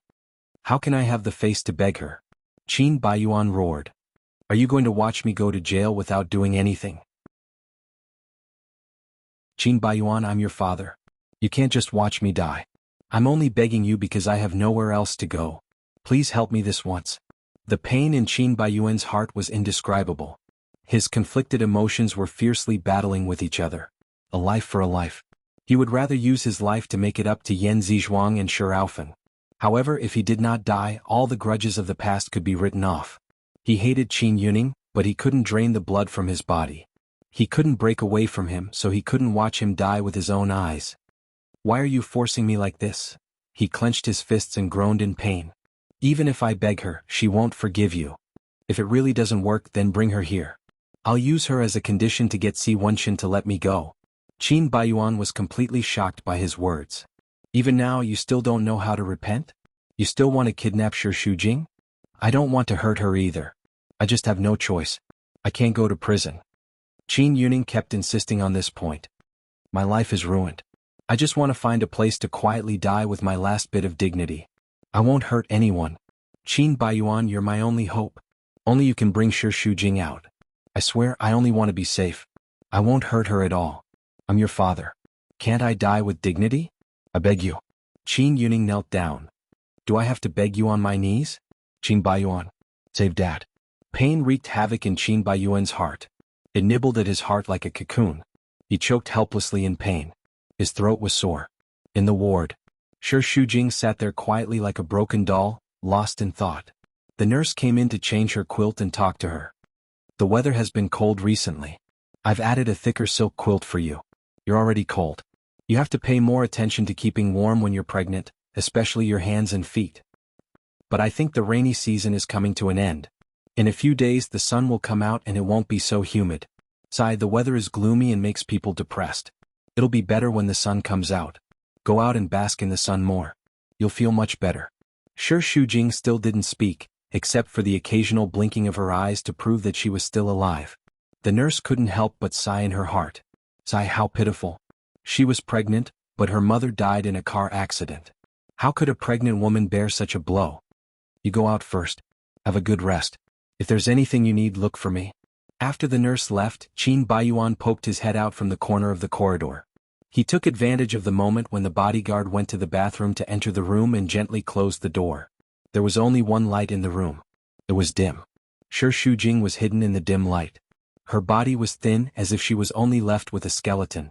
Qin Baiyuan's heart ached when he saw her. He didn't know why the heavens wanted to torture him like this. The culprit who caused her to become like this was actually his father, and he who was sandwiched between the two of them was the one who suffered the most. Qin Baiyuan asked himself, "She's already like this, do you still have the heart to hurt her?" However, when he thought of the old and haggard Qin Yuning and the way he knelt on the ground and begged, He had no choice but to force himself to be ruthless. No matter how much pain Shi Shujing was in, at least she still had Si Wenqin and her friends. As for Qin Yuning, he was the only hope left. What's more, he had already been punished. His last wish was to die with dignity. He believed that he would not hurt Shi Shujing again.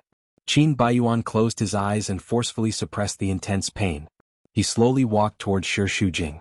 Every step he took was like walking on the edge of a knife. The soles of his feet were covered in blood. Are you all right? The moment Qin Baiyuan opened his mouth, he said something that even he found laughable.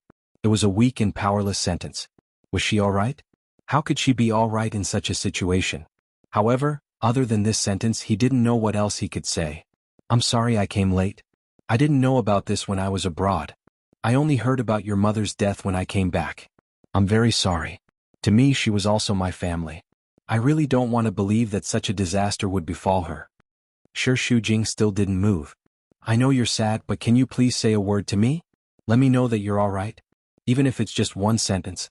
I can only sneak in to see you when the bodyguard isn't around. I'm afraid he won't agree to me seeing you. Shi Shujing, can you hear me? Or do you hate me and don't want to say a word to me? But the grudges of the previous generation are not something I can decide. If possible, I would rather use my life to exchange. Shi Shujing's fingers trembled as he slowly turned his head. The moment his gaze met hers, Qin Baiyuan saw coldness and hatred in those gentle eyes.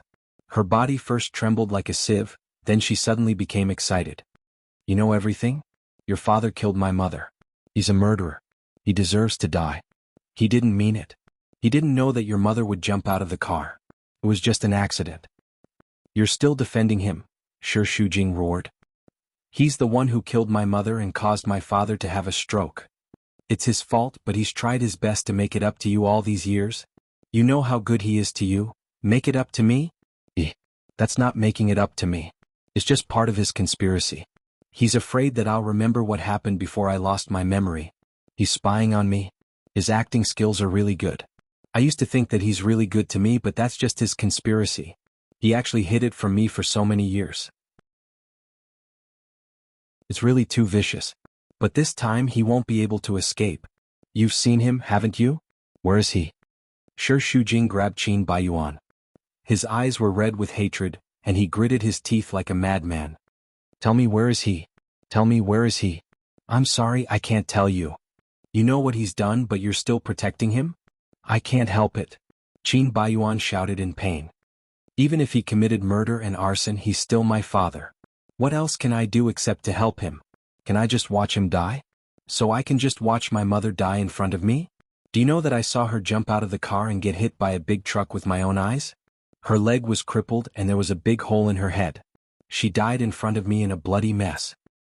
Don't say it, please. Don't say it. Qin Baiyuan, if you still have a little bit of humanity in you, you shouldn't protect him. Tell me. Tell me. I'm sorry, I can't do it. That's my father. I'm sorry, Shi Shujing, I'm really sorry. Knowing that he wouldn't say it, the fire in Shi Shujing's eyes dimmed. You're the same as him, both of you are not good people. But a life for a life he can't hide. Xing will find him and he will pay for what he's done. Must it be like this? Shi Shujing, do you really have to kill us all?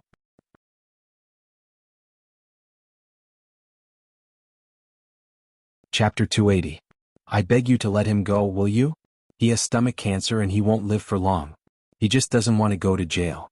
What he wants is to leave this place and die quietly and with dignity.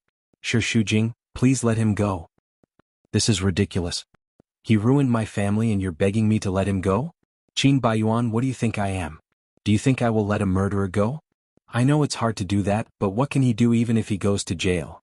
Qin Baiyuan's face turns blue and cramps in pain. Even if he goes to jail, he won't be able to save your mother's life. Anyway, he's going to die soon.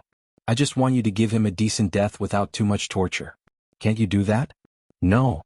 Shi Shujing resolutely says. I know you hate him. If someone has to pay with his life, then I'll pay with my life. As long as you let him go, I'll die in front of you immediately.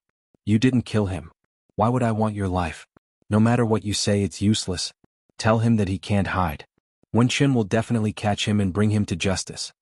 Qin Baiyuan clenches his fists. He's also forced into a desperate situation. He frowns in pain and asks her. Must you do this? Yes. Sure Shujing, I don't want to do this. That's my father. I can't let him go to jail. I can only let you down. From his painful and tangled eyes, Sure Shujing smells danger and subconsciously shrinks back. What? What do you want? Only you can save him now. I have no other way. Please don't blame me. Qin Baiyuan takes out a handkerchief. A strange smell immediately permeates the whole ward. I'm sorry. Sure Shujing wants to escape, but it's too late. Before she can call for help, her mouth is covered by Qin Baiyuan. The thick smell of ether drilled into her nose. She flailed her arms and legs wildly. Qin Baiyuan couldn't bear to do it. He closed his eyes tightly and continued to exert force. Sorry? Sure Shujing, I'm sorry. After an unknown period of time, Sure Shujing slowly opened his eyes. His vision was blurry at first, but it gradually became clear. She saw a face that had appeared in her nightmares countless times. It was so familiar but also so strange and ferocious, like a terrifying devil. Woo woo woo, she struggled with all her might, but her body was tied to the chair and she couldn't move. Woo, Qin Yuning tore off the cloth on her mouth and she immediately cursed. Qin Yuning, you murderer. I want to kill you. Return my mother's life. Qin Yuning. Bastard, scold me all you want. As long as you feel better, you can scold me all you want. Cursing you is far from enough. People like you deserve to die. Qin Yuning smiled bitterly. I won't be able to live for long. Sure Shujing couldn't break free and she was about to go crazy with anger. She glared at Qin Baiyuan, who was beside her. He lowered his head and sat there smoking. He didn't dare to look at her and he looked very dejected. I really didn't expect you to be such a person. I trusted you so much. I hate you. Qin Baiyuan. I hate you. You won't have a good end. If you want to hate someone, hate me alone. It's my fault. Qin Baiyuan did this because of the relationship between father and son. I asked him to plead with you, but you refused to let me go, so he had no choice but to do this. I think you should be able to understand that if your family committed a crime today, you wouldn't just watch him die, right? I don't have a family member as shameless as you. Hee. Qin Yuning smiled coldly. How good do you think Sure Aofing is? Back then, I clearly fell in love with your mother first, but she was snatched away by him. I was even willing to divorce for her, even abandoning Blue Sky. That's right, I loved her to that extent. At that time, I treated your father as a brother and introduced him to her, but in the end, he actually committed adultery with her. He hid the truth of the marriage and deceived your mother's feelings. He didn't love her at all. He was just playing with her, and you are just an accidental product. Tell me, how can a real man do such a thing to his brother? He clearly knows what your mother means to me, but he still stole my woman. He deserves to die. He played with your mother's feelings and refused to divorce her, causing her to wander alone to Wuzhen City. He didn't care about her life or death. If it wasn't for me secretly helping her, you and your mother would have starved to death. Even bringing you back to the Sure family was also done by me. Otherwise, do you think he would recognize you? If there is a single lie in what I said, I will be struck by lightning. Now, do you know what kind of person Sure Aofing is? It was my mother who chose him. Even if he cheated her feelings, it is still better than following someone like you. Qin Yuning's eyes flashed with coldness as if he was very disappointed. He shook his head. You and your mother are the same. You have terrible taste in men. How can a man who can't even take responsibility for his feelings be worthy of her love? What's more, he is a coward. I let bygones be bygones and helped him earn money, but he wanted to report me for money laundering. He said he was afraid of being found out and implicating him. How many people nowadays are clean? Isn't Blue Sky still fine? With his guts, no wonder Shuilan could only fall like that. You are the one who knowingly broke the law. So what? At least it made Blue Sky today. This world is very cruel. I don't care if the means are clean or not, I only know that the winner is king and the loser is the thief. A man must have that kind of courage. Of course, I would not let him drag me down, so I put medicine in his tea. I did not expect him to not die, but only suffered a stroke. As for you, you were so scared that you rolled down the stairs and lost your memory. I only wanted to deal with him. You are Zizhuang's daughter, so of course I would not harm you. On the contrary, to make it up to you, I married you to Qin Baiyuan. Sure Shujing felt that it was ironic. What do you mean make it up to me? You just wanted to keep an eye on me, afraid that I would remember what happened in the past. That is only part of it. More importantly, it is because you are Zizhuang's daughter. In my eyes, you are half a daughter to me. But I did not expect that you would betray me. Qin Yuning shook his head. You really disappoint me. If you love my mother, why did you harm her? I did not want to. Qin Yuning was a little agitated as if he had been stabbed in the Achilles heel. She heard what I said to Shi Aofeng, saying that she would expose me, so I did not want her to die. I only wanted to temporarily lock her up and persuade her. Who knew that she would jump out of the car? She is the woman I love the most. My pain is no less than yours. This is the most regretful thing I have done in my life. I even thought of dying. But what can I do if I die? She cannot be resurrected. I cannot go to jail, not even if I die. Since you will not let me go, I can only use you as my protective talisman. It is useless even if you catch me. Even if I let you go, you cannot hide forever. I just want to leave this place first. In order to save you, Si Wenshan will definitely let me go. After Qin Yuning said this, some policemen suddenly rushed in from the door. He turned pale with fright and panicked. He wanted to grab Shi Shujing, but Qin Baiyuan was one step ahead of him and saved her. The police rushed over to detain Qin Yuning. Si Wenshan walked in, cold and dignified like an emperor. Today, don't even think about escaping. Qin Yuning was completely stunned. He could not believe that all of this had happened. It was not until Qin Baiyuan untied Shi Shujing that he realized that he had been betrayed by his son. In the police station, Qin Yuning and Qin Baiyuan sat face to face. The atmosphere was oppressive and deathly silent. Qin Yuning was wearing a hospital gown. His back was stooped like an old man. You were the one who took the videotape in the police's hands, right? Qin Baiyuan lowered his head and frowned. This is all a trap you set up. You pretended to kidnap Shi Shujing just to make me confess, is that right? Yes. Qin Baiyuan felt as if a hole had exploded in his heart. Pain ravaged him. He did what he had to do, but as a son he didn't know how to face his father. He felt so guilty that he couldn't lift his head. Heh. Qin Yuning's eyes reddened as he shook his head. I didn't expect that after all my schemes, I would be betrayed by my own son. I'm your father, how could you do this?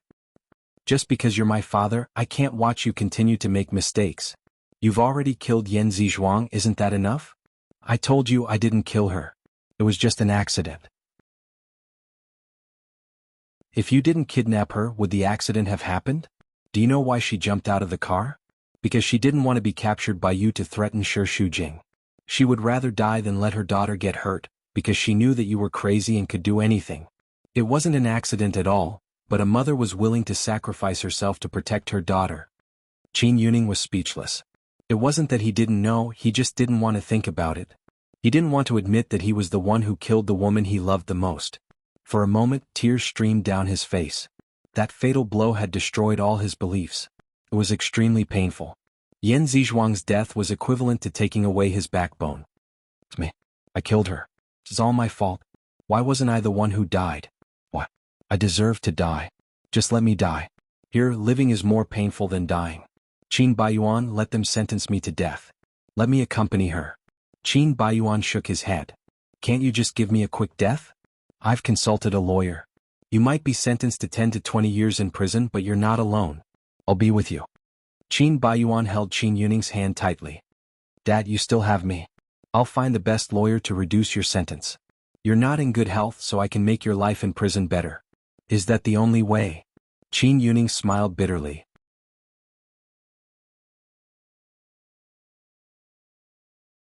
Chapter 281.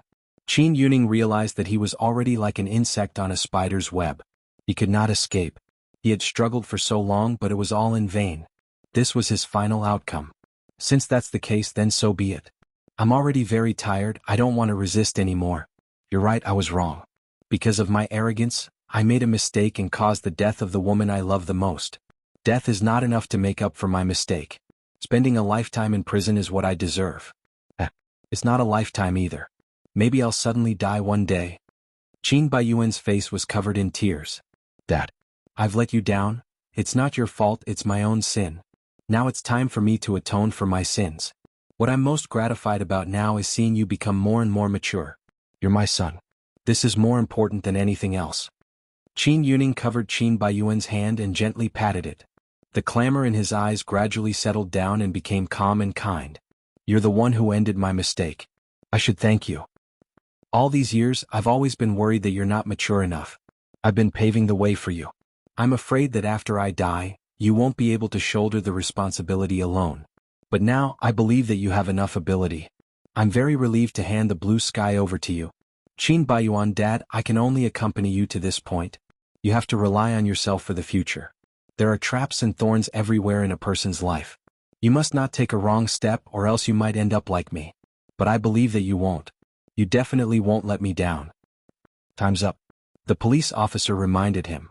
Qin Yuning had 1,000 words to say, but he felt that he had said what he needed to say. After all, he still had to rely on himself in the future. He slowly stood up. His smile was heavy, but at the same time he was relieved. He began to atone for his sins. He no longer had to bear such psychological torture. The shackles on his body were heavy, but the shackles on his mind had been loosened. I'm leaving. Live a good life. Qin Baiyuan walked out and stood alone in the dark corridor. His heart was so sad that it was ridiculous. He bent down and burst into tears. In the cemetery, the sky darkened. Heavy rain poured down, all living things silent in the rain, lifeless and suffocating. The rain washed the tombstone fiercely. In the black and white photo, Yan Zizhuang's smile was still as warm and moving as ever. Shi Shujing stood in front of the grave for a very long time. His eyes were red and sore and tears slowly rolled down his cheeks. Just half a month ago, Yan Zizhuang was still fine. He could still hear her talking and see her smile. But in the blink of an eye, she was gone. The world was truly unpredictable. You would never know which would come first, tomorrow or an accident. Over the past half a month, Shi Shujing had been suffering in sorrow every day. His spirit had become much more haggard. Every expression of his was filled with sorrow, which made people feel sorry for him. Mom, I finally avenged you and Dad. I never thought that the person who caused you to be so miserable was actually Qin Yuning, who I treated as half a father. You really don't know a person's face. It's a pity that I recognized his true colors so late and didn't avenge Dad earlier. It's useless to say all this now. In any case, he has already paid the price for his actions. You can rest in peace. Shi Shujing cried silently. But I always thought that I would rather not have him go to jail than for you to come back to life. We would still be as good as before. I would never make you angry again, I would never quarrel with you again. I would be a good daughter and be filial to you. All these years, I've always made you worry about me. I never had a good day. Now, I've finally grown up and can repay you, but you left first. Is this my punishment? Why didn't you wait for me? Why didn't you even give me a chance? Well, you're so cruel. Si Wenqin held the umbrella for her and tilted it to her side. Half of his body was already drenched, but he was even more worried about her. Her body was so weak. If her emotions continued like this, he didn't dare to think about how she would be able to hold on. Mom? Shi Shujing covered her mouth and cried bitterly. I really want you to come back. I really, really miss you. Please come back, okay? Si Wenqin patted her shoulder lightly. Don't be too sad. If Mom is watching from heaven, she doesn't want to see you like this. How can she be at ease when you're so sad? Mom is a kind person. She will definitely be very happy in heaven. But I don't want her to leave. I want her to come back. Shi Shujing cried like a child. I know, but it's useless for you to be like this. Shujing, the living not only live for themselves but also for the dead. You have to be stronger so that your mother can be at ease. I think her biggest wish is for you to live well and happily. Shi Shujing understood the logic, but in the face of such a life and death separation, who could not be heartbroken and not be in so much pain? Wenqin, she leaned into his arms and hugged him tightly. I'm here, Shujing. I'll always be with you. Everything will be fine. Believe me. He continued to use a low voice to comfort her. After a long time, Shi Shujing finally cried dry her tears. Her crying gradually subsided and she choked with sobs. Si Wenqin looked at her two red eyes that were like rabbits, smiled, and wiped the tears from the corner of her eyes. Shujing, you have to be strong. I believe you can do it. She nodded. Mom, I know you're worried about me. I promise you this is the last time I cry. I'll definitely live a good life. I'll live for myself and for you. You really don't have to worry about me. Shi Shujing wiped her tears and smiled through her tears. I have Wenqin and the child. I'm not alone. I'll live a good life. You have to take care of yourself when you're alone there. I know you haven't left and will always be watching me from heaven, right? Mom, you'll always be by my side and I'll always be by your side. Although we're in two different worlds, our hearts will always be together, right? In the future, when I miss you, I'll look up at the night sky. You'll definitely be there to watch me. I'll walk on strong and I'll make you proud. The fact that she could say such words meant that she had really thought it through. After all, continuous sadness could not bring Yan Zizhuang back from the dead. It would only bring pain to the living. Si Wenxin felt very comforted. He kissed the top of her head, looked at Yan Zizhuang's photo and swore solemnly. Mom, I promise you that I'll take good care of Xu Jing for the rest of my life. I'll never let her down. I'll use my life to love her until I die. Don't worry. The person in the photo was smiling, serene and at ease. After getting into the car, Xu Jing saw that half of Si Wenxin's shoulder was wet. She quickly took a towel and wiped it for him. You're biased toward me, aren't you? I didn't get wet at all, but you're so wet. I'm fine. The most important thing is you, Xu Jing. You're my life. Si Wenxin held her face with one hand. As long as I see you well, it's already my greatest happiness. Wenxin, Xu Jing threw herself into his arms. I'm sorry that I've made you worry all this time. I won't do this again. I'm really terrible. I kept venting my anger at you. I couldn't bear the pressure, so I vented it all on you. I didn't care whether you could bear it or not. I'm so selfish. That was the darkest and most hopeless period of her life. She only thought about her own pain and sorrow. She didn't think about him at all. She didn't care about his feelings. Now that she thought about it, she was really glad and touched that he didn't give up on her. He protected her as always. I know that you've suffered more than me during this period of time. I'm really sorry. Silly girl, with our relationship, do you need to say those 3 words to me? I'm your man. It's my responsibility to take care of you. It doesn't matter what happened in the past. The most important thing is that you've moved on. No matter how much pain and suffering there is, we've turned this page, okay? Okay. The person in his arms did not speak for a long time. Si Wenxin asked, What are you thinking about? Xu Jing leaned in Si Wenxin's arms, listened to his heartbeat, grabbed his suit, and sighed as if she was very tired. I'm just thinking, why is my life so much more difficult than others? I used to think that it was not easy for everyone. If others could persevere, I could also persevere. However, once a disaster happened to the people closest to me, I couldn't stand it anymore. It was as if I was about to collapse.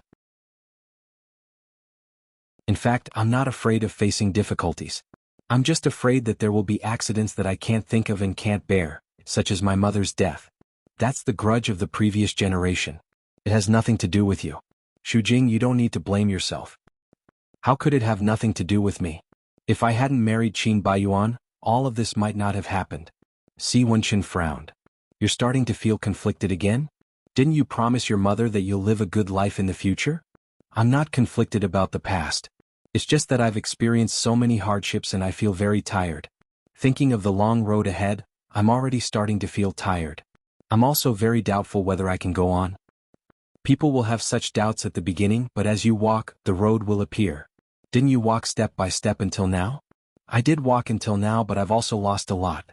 I don't ask for it to be smooth, but can't I be a little more relaxed? There is no road in this world that is easy. The key is that you know that this road is full of thorns and you will get hurt, but are you still willing to go on? I know that you're very tired when you're with me, but Xu Jing, am I worth it? She smiled slightly. If I'm not worth it, I wouldn't have come this far. You know so many truths that I can't refute you. Those are not empty truths but reality. There are a few roads you can choose. The key is how you choose. Xu Jing, I know that this road is very difficult. I can't guarantee that you won't get hurt in the future. The only thing I can promise you is that once you reach the end, I won't let you regret your choice now. Si Wenxin held her hand tightly and used force. His palm was dry and warm and he transferred his strength to her body.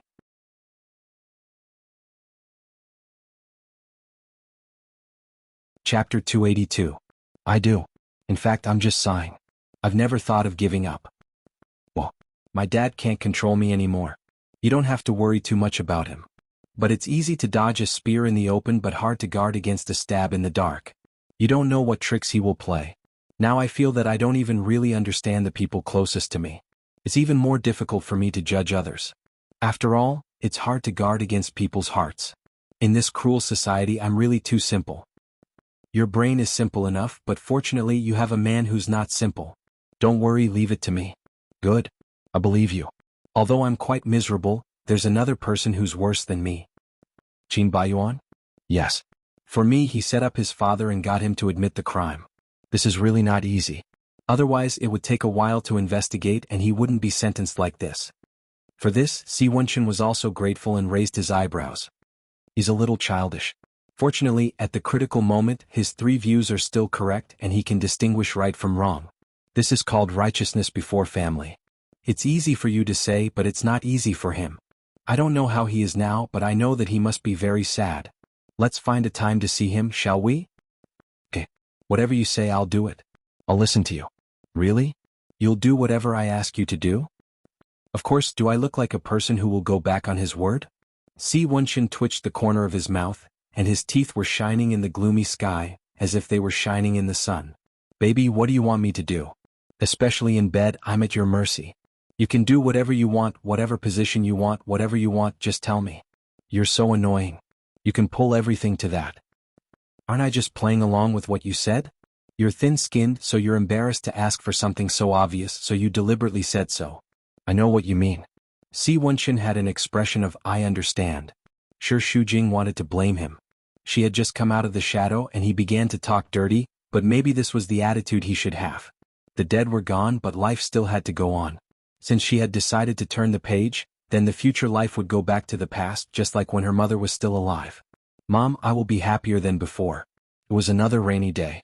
Gu Qinghan stood on the balcony and smoked, while instructing his subordinates on some work matters. The smoke blurred his handsome face. Perhaps it was because the sky was too dark, but there was a faint coldness on his face. During the week that Gao Zhuqing was imprisoned, Gu Qinghan didn't go to the company. He stayed at home every day to guard her. Although she didn't say a word to him, it was good to be by her side and to be able to watch her. Gu, up, Su, up, Gu of it, of it, of it, Gu. She. The maid sighed. Gu Qinghan frowned. For the first 3 days she did not eat and fainted. After giving her an infusion, she woke up and was forced to eat something. Then she went on a hunger strike. She was so stubborn that he did not know what to do with her. This can't go on, Gu Qinghan said. Go cook a bowl of purple potato porridge. Yes, young master. After the maid sat down, Gu Qinghan brought it up and opened the door.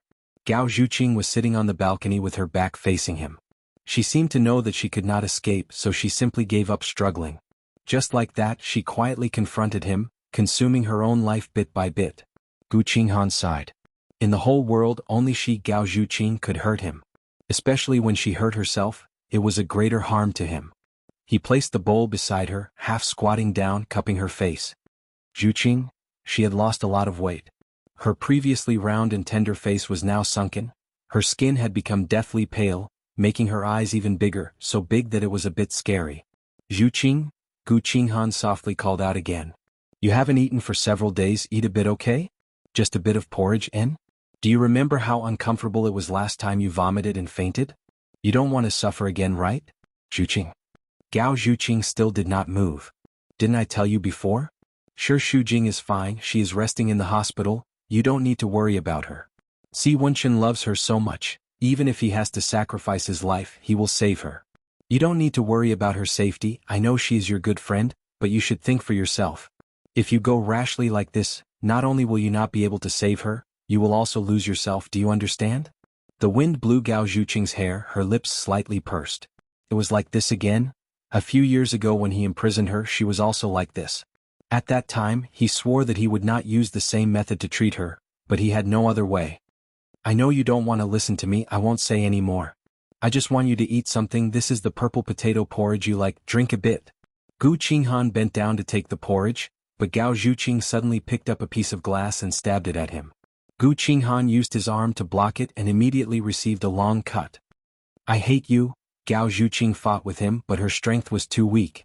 Gu Qinghan took the glass in his hand and threw it downstairs. Seeing her palm was also cut, his heart ached as he hurriedly asked. Your hand is injured, I'll help you bandage it. I don't want it, let me go, let me go. You can leave in 2 days, your wound needs to be treated otherwise it will become inflamed. So what if it becomes inflamed? Do you think I'm afraid? In any case, falling into your hands, sooner or later I'll be tortured to death by you, so it's better to let me die from inflammation.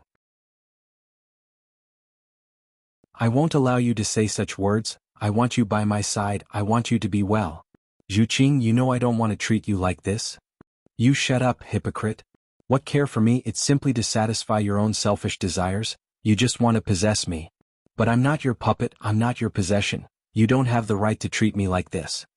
Gao Zhuqing's lips were split open from all the shouting, and traces of blood seeped out. Gu Qinghan, you will suffer retribution, you won't have a good death. Your hatred is already my greatest retribution in this life. I only imprisoned your body, but you, Zhuqing, these years you imprisoned my heart. It's you who have always tortured me. If possible, I want you to enter my heart and see what you've been tortured to, bleeding every moment, already riddled with holes. Because of you, I almost can't continue living. Then why don't you go die? No one begs you to live. For a person like you, dying 10 million times isn't enough. But I love you. What is love? Don't insult the word love. Love is not to control me. In the end, what you love the most is still yourself. You disregard my pain, forcefully binding me to your side just for your own happiness. You yourself are unlucky, you feel lonely, so you pull someone into your hell to accompany you. But you and I are fundamentally two different kinds of people. I live in the sunlight, a person of flesh and blood. I won't live like a walking corpse. I live to pursue happiness, not to torture others. I'm not like what you say. I also want happiness, and my happiness only you, Zhuqing.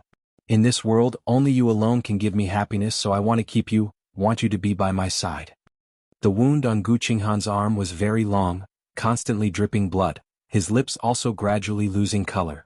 Just now he could have dodged, but he didn't because he knew she hated him, so he wanted her to vent her anger. But being by your side, I'm in great pain. Have you never considered my feelings? Forget it, I don't want to argue with you about this. You aren't human at all, why would you consider other people's pain? Gao Zhuqing's mood was already on the verge of collapse. Gu Qinghan, I beg you, let me go, all right? I beg you.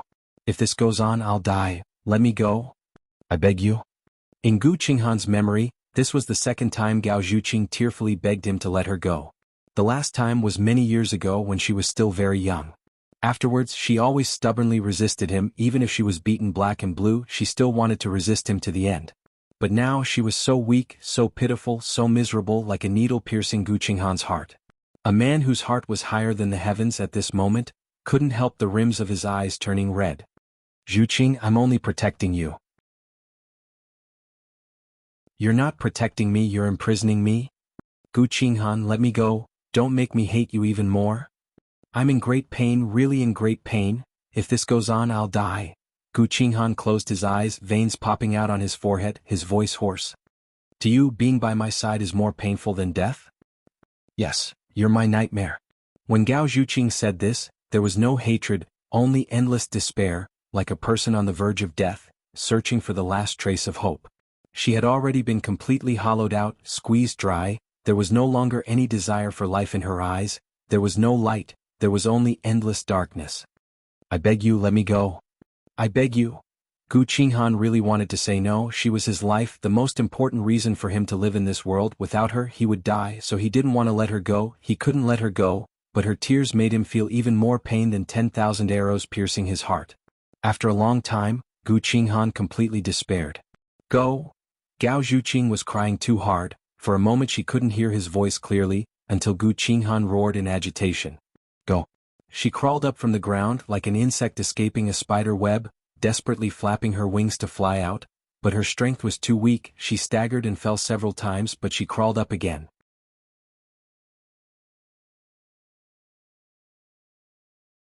Chapter 283. Zhuqing. The room was dead silent. Gu Qinghan sat on the leather chair, the maid Shui'er knelt beside him, helping him bandage his wound. Looking at the long scar on his arm, she felt her heart ache. She was the daughter of a servant and grew up in the Gu family, so the two could be said to be childhood sweethearts. When he came to Flozen City, she followed him and continued to serve him.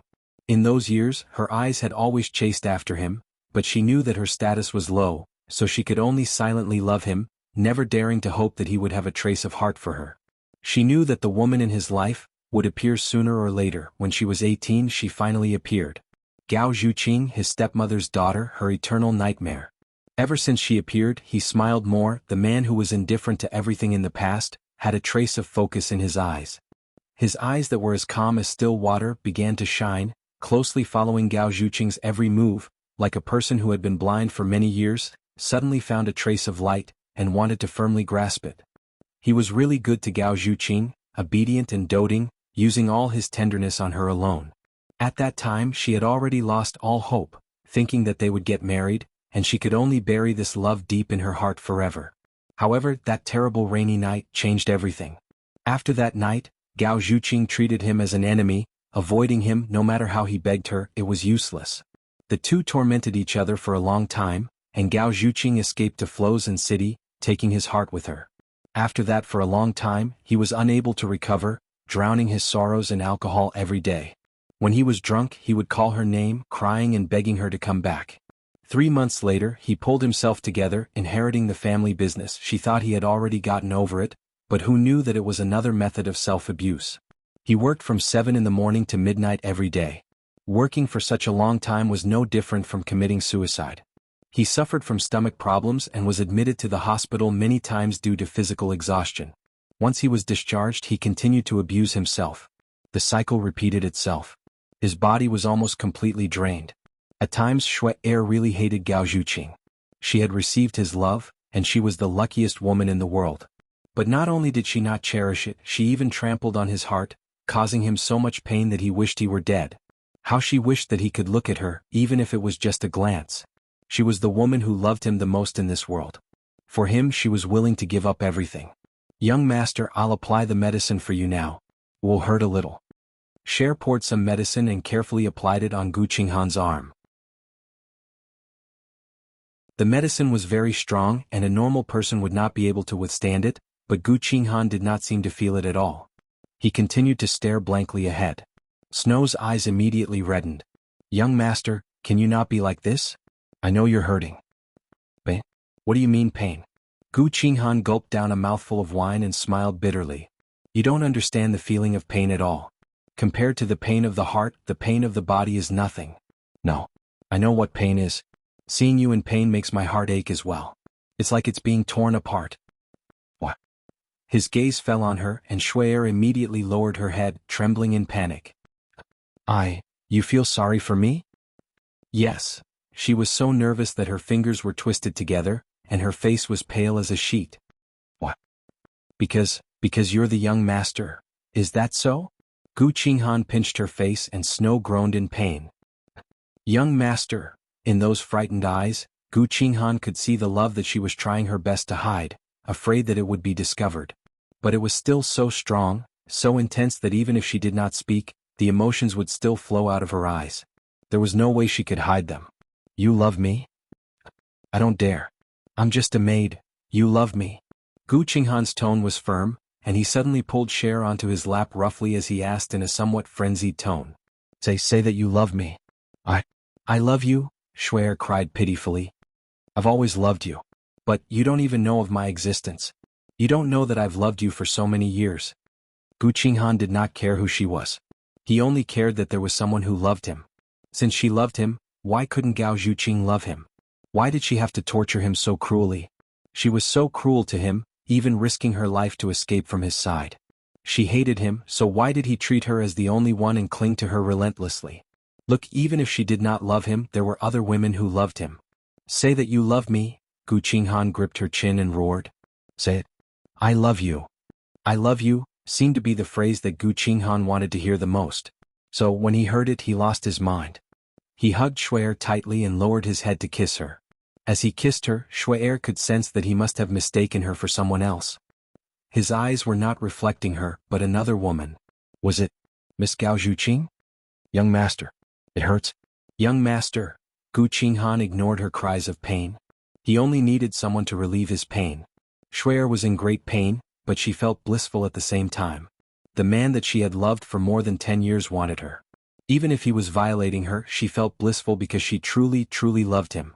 Even if she had to be used as a tool by him, she was willing. But at that moment, Gu Qinghan suddenly stopped. No, she wasn't Gao Zhuqing. Gao Zhuqing hated him, she wouldn't be so submissive. Gu Qinghan snapped out of his madness. "Young master?" Shui'er looked at him inexplicably. Why did he suddenly stop? Could it be that he despised her? "Young master, scram." "Scram?" Shui'er covered her collar in shame and ran out of the room. Gu Qinghan smashed everything in the room like a madman. The floor was littered with glass shards, it was a complete mess. Gao Zhuqing's face became clearer and clearer in his mind, accusing him of his hatred. "I hate you. Being by your side is more painful than death. Gu Qinghan, I will never forgive you. Gu Qinghan covered his ears and screamed in pain as if he was in a nightmare. No. No. Juqing, I love you so much, why do you hate me? He sat on the floor. The glass shards pierced into his palm, causing a lot of blood to flow. But as if he was torturing himself, he clenched his fist tightly, causing the shards to pierce deeper. Blood flowed out from between his fingers. He thought he would be able to let her go, but he couldn't. After Qin Yuning went to jail, the happiest person was Lan. After so many years of pent-up anger, she finally let it all out. She already knew that Qin Yuning's business wasn't clean, but she never exposed him. She endured for so many years just for today. She wanted to make him suffer a huge setback. She wanted the entire Blue Sky and Qin Baiyuan to be humiliated with him, so that they wouldn't be able to raise their heads in the future. Lan sat in a corner of the court, watching Qin Yuning being sentenced. Looking at his old face that looked like a dead dog, she felt extremely relieved. Retribution would come sooner or later. Qin Yuning, this kind of scum, can forget about having a good ending. However, she wanted to take revenge on more than one person. Anyone related to him can forget about escaping. After Lan left the court, the first thing she did after getting on the car was to call Tang Tang. Her mind recalled Qin Yuning's pained old face, and the corner of her mouth hooked up into a cold smile. Send me all the photos I asked you to give to Su Jixin last time. On the other side, Tang Tang hesitated for a moment, as if he couldn't bear to do it. Qin Yuning is already like this, you can't let her go? What kind of relationship do you have with that vixen? You want to speak up for her? I'm not speaking up for her, it's just that the Qin family is already so miserable and they're all women. Hee, back then when that vixen was fooling around with Qin Yuning in my bed, she didn't care about my feelings. Do I care about her life or death? I can't wait for her to lose her reputation and let everyone see her disgusting appearance. Who in Flozen City doesn't know that she's a fox? It's normal to mess around with the contractor, isn't it? But, put away your useless sympathy. Do whatever I tell you to do. Otherwise, don't even think about me helping you get back Wenqin. Do you understand? Understood. Then do it. Today, I want everyone to see those photos. Remember, don't let anyone know that I told you to do it. After the trial ended, as soon as Qin Baiyuan walked out of the court, he was surrounded by dozens of reporters. Even the security guards couldn't resist such a formation. The crowd was quite turbulent. Boss Qin, what do you think of the result of this trial? Will you continue to appeal? How will this matter affect Blue Sky? Do you know what your father did? How much money does Blue Sky have with unknown sources? What grudge does your father have with your ex-wife's mother? Did he hire a killer? Co Qin, can you answer? Co Qin. Although the reporters refused to let go of Qin Baiyuan like mad dogs, they were still a little afraid. Qin Baiyuan was a famous bully with a fiery temper. He had several conflicts with the reporters, and they were also afraid of being beaten up. However, Qin Baiyuan's reaction today was different from before. He kept silent with his head down. Seeing that he wasn't angry, the reporters became more unscrupulous. With such a big scandal, Co Qin, are you too ashamed to face others? Say something. At this moment, a car crashed into the reporters. They hurriedly dodged, and before they could react, the person inside had already opened the door. Get in the car. Qin Baiyuan quickly got into the car. Co Qin. The sports car sped away. Qin Baiyuan breathed a sigh of relief. He wasn't afraid of the reporters, but he was already in a bad mood. He didn't even have the strength to be angry. His heart was too depressed now. He just wanted to get rid of these flies. The woman in the driver's seat took off her scarf and sunglasses. It's you? What? Surprised? Su Dai blinked at him.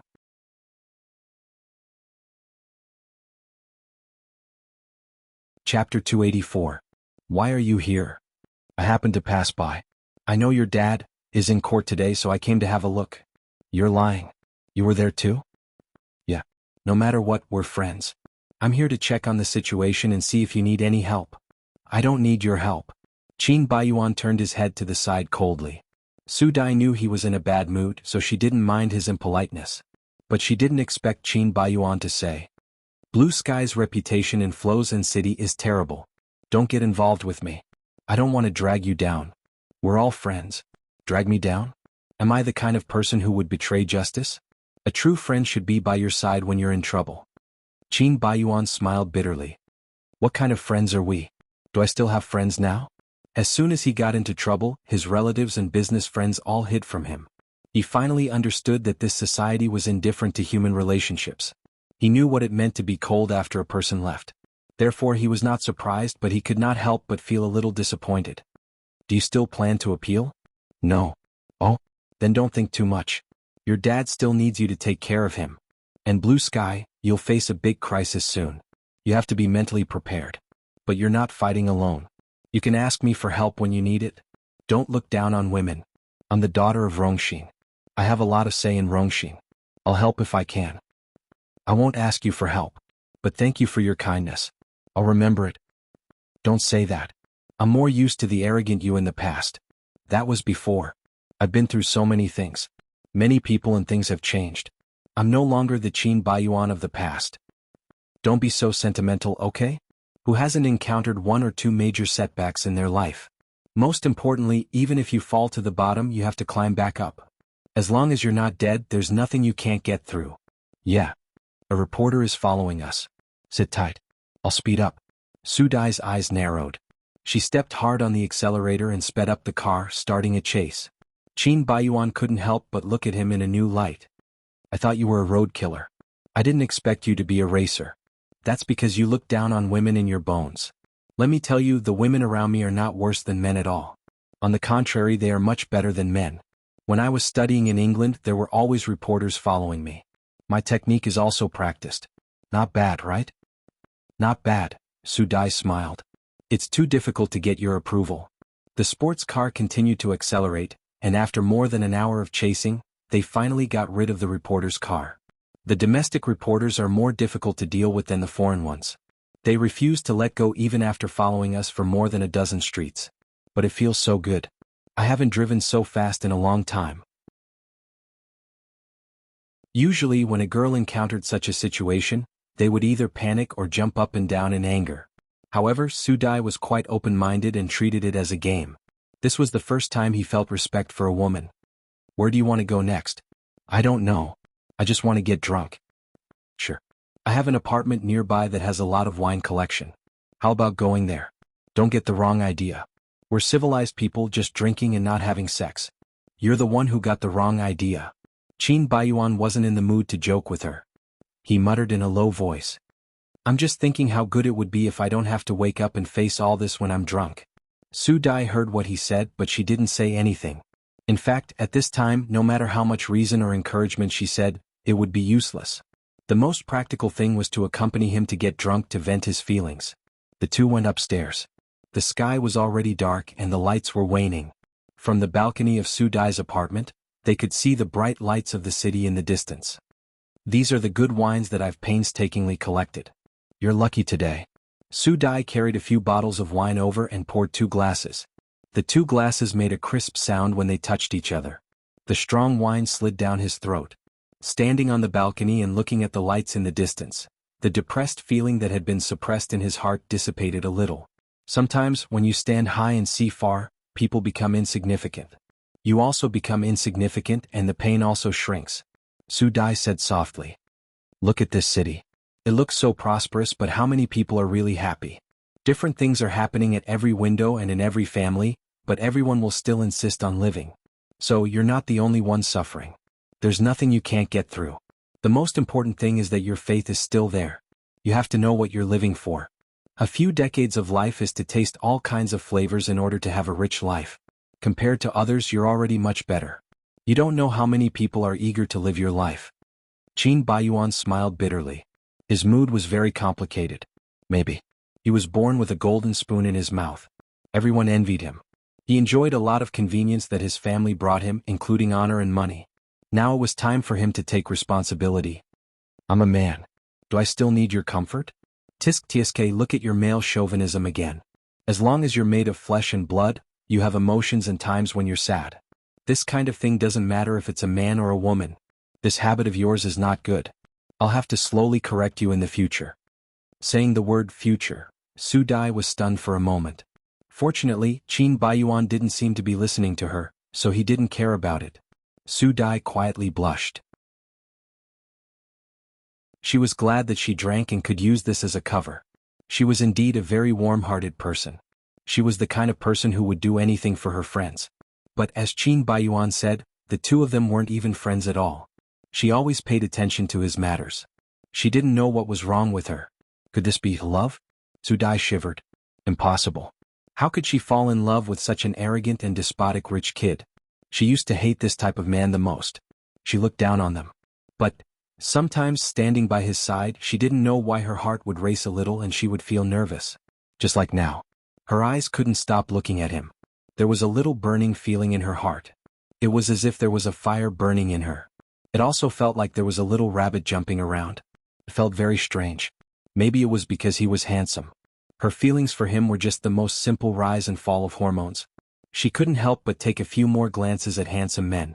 Even if there were a lot of outstanding men around her, Qin Baiyuan still belonged to the kind of extremely stunning appearance. She didn't know what to say. Her throat was itchy. She simply didn't look at him. She looked at the distant lights of the city. She just felt that it was also good to stand together quietly. What plans do you have next? What plans can I have? Like you said, no matter how hard life is, don't you still have to live on? You're still so young. You can't live under the shadow of the previous generation and the shadow of the failure of your marriage. Your life is still so long. This is just a turning point. And a turning point means a new beginning. Perhaps, that will be a very beautiful period of life. The premise is that you can walk out of the shadow and walk the path well. Qin Baiyuan shrugged. I don't know. I'm not in the mood to think about that for now. I can only take it one step at a time. I'll think about it after I solve the crisis in Blue Sky. It's still the same. I'll help you. Don't be afraid. Ha. I didn't expect that the person who would help me unconditionally at this time would be you. That's why I say life is really wonderful. As long as you keep moving forward, you will always meet different people. There will be many wonderful encounters that you can't imagine. Maybe the one who can save you is waiting for you up ahead. My destined goddess has appeared. Unfortunately, I didn't know about it and missed her. But sure, Shujing isn't the only woman in the world. But to me she is the one and only. As long as she is there, I can't see anyone else. This sentence was like a needle pricking Su Dai's heart. For no reason, a faint sour feeling spread. This was the first time she had tasted this sour feeling. It was completely unfamiliar to her, so she was a little afraid and didn't know how to describe this feeling. Was she jealous? No. She didn't even like Qin Baiyuan, so how could she be jealous? She was thinking too much. Ring ring ring, his phone suddenly rang. As soon as Qin Baiyuan picked up, he heard Yin Jingqi crying. Something big happened. Shi Shujing was discharged from the hospital. As soon as she entered the house, she found that the house was filled with colorful balloons and pink flags. On the wall, there were red balloons that spelled out the words, Happy Home. This surprise surprised her because Si Wenchen was never the kind of man who liked to create small surprises and romance. She covered her mouth in surprise. When did you set this up?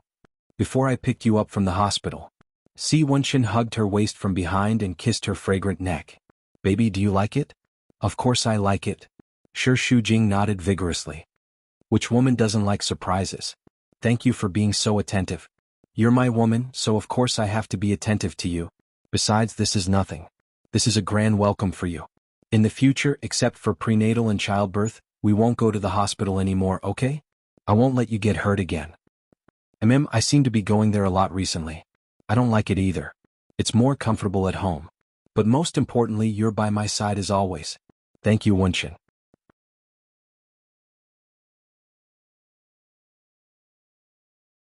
Chapter 285. After the shower, Shi Shujing washed away the smell of the hospital medicine and her exhaustion. She curled up on the sofa in the living room and played with the iPad.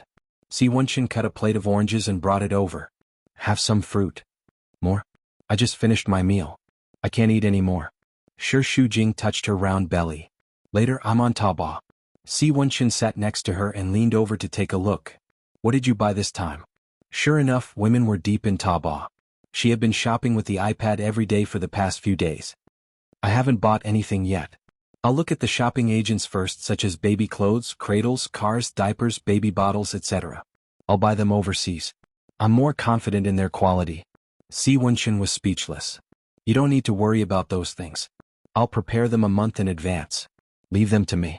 Men are not as meticulous as women. They'll definitely miss some things. It's better for me to do it myself. Can your silly little brain be smarter than me? Shi Shujing made a face at him. When it comes to Taobao, men are really not as smart as women. I'll compare the goods, okay? Si Wenqin wagged his finger. You're not as domineering as the CEO's wife. Those who don't know might think that I'm stingy with you. I know you have money, but you can't spend it recklessly. You can't lose the beauty of being thrifty, understand? Yes, I understand. But it's not good for your spine if you keep your head down every day. Didn't the doctor say that you should use less electronic devices during pregnancy to prevent radiation? Okay, I know. You're so long-winded. Shi Shujing stuck out her tongue at him and put the iPad aside. Help me get the nail clippers. My nails are too long and uncomfortable. I'll cut them for you. Si Wenqin took the nail clippers from the drawer and pulled her hand to his knee. I can do this kind of small thing myself. I'm not a child anymore. I can cut them myself. You've been lowering your head today. You can't press your spine anymore. Be good and don't move. Leave it to me. Even if it was a small matter like cutting her nails, Si Wenqin was still very focused. It was as if he was reviewing a contract worth hundreds of millions. He was very serious, afraid that the cutting would hurt her. Every time he cut a nail, he would help her polish it and scrape it twice on himself to ensure that there were no thorns. What moved Shi Shujing the most was often these small details. A man who could shake the world was willing to lower his head to do these small things for a woman. This was true love. His love for her was not to say that he gave her a glorious identity or how much wealth he gave her, but at the same time he could give her everything. He was willing to spoil her like an ordinary man. Any woman would desire to be held in the palm of a man's hand, but to be pampered and loved like a little baby, she really felt very happy. After cutting his fingers, Si Wenqin simply cut off Shi Shujing's toes as well. I heard that it's easy to have edema in the later stages of pregnancy, and it's not convenient to bend when the belly is big.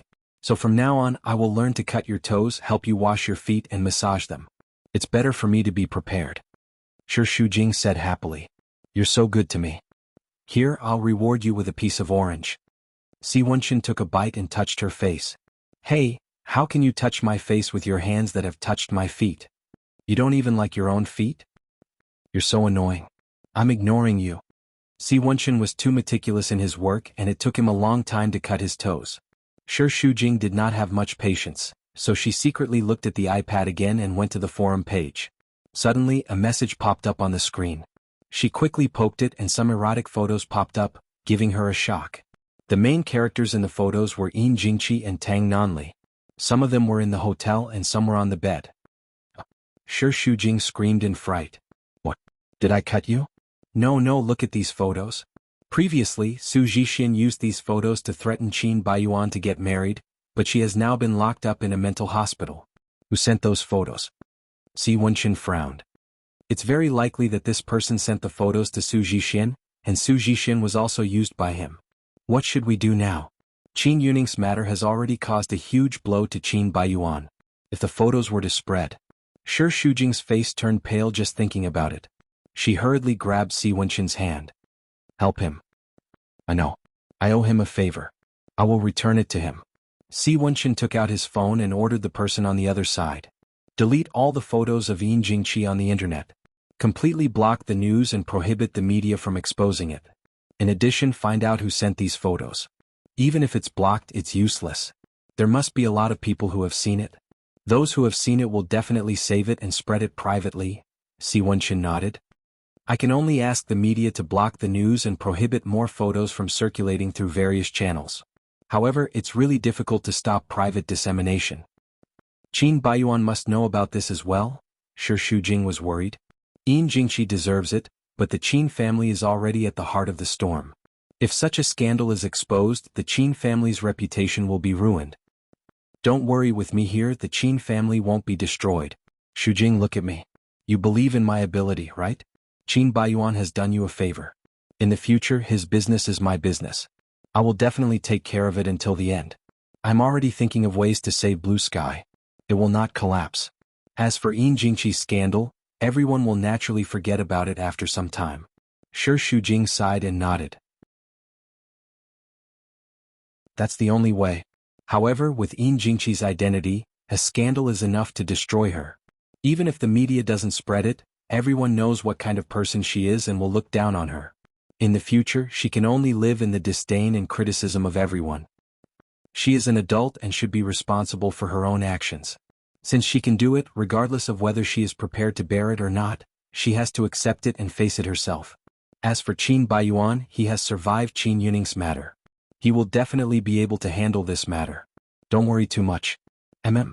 Shi Shujing leaned into Si Wenqin's arms. His heart was a little heavy. Qin Baiyuan has done some terrible things in the past and he is a bit too arrogant, but I understand him. He is not a bad person. I hope the heavens don't torture him so much. He deserves to be happy. As soon as the photo was circulated on various channels, Yin Jingqi wanted to delete it.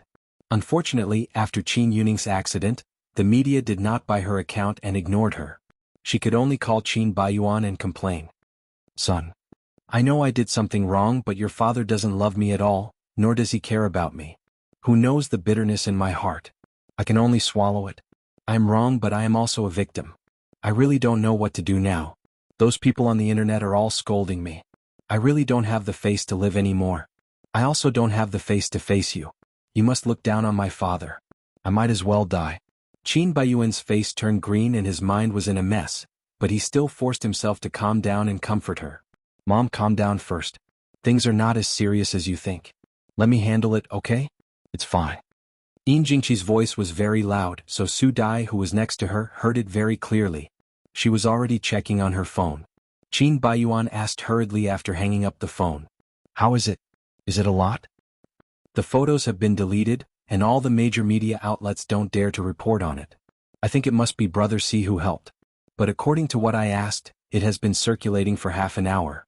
I'm afraid many people have seen it. Su Dai couldn't find it on the forum. It was her friend who sent her a photo. It was really outrageous, so much so that she didn't know what to say. Are you okay?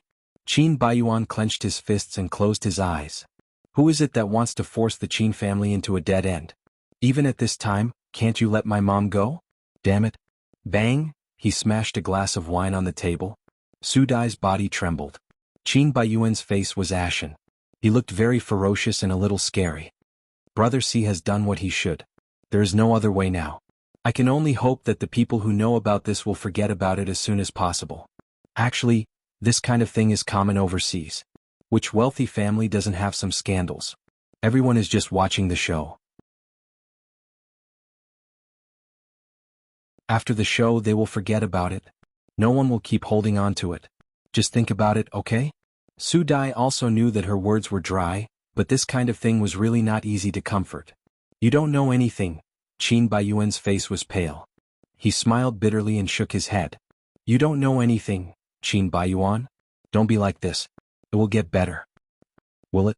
I don't know what's good and what's bad now. Maybe I'm a jinx. Stay away from me or else you will be dragged down with me. Don't say that. Stay away from me. Qin Baiyuan flung her hand away and roared. He rushed out of the door as if he was looking for someone to fight to the death.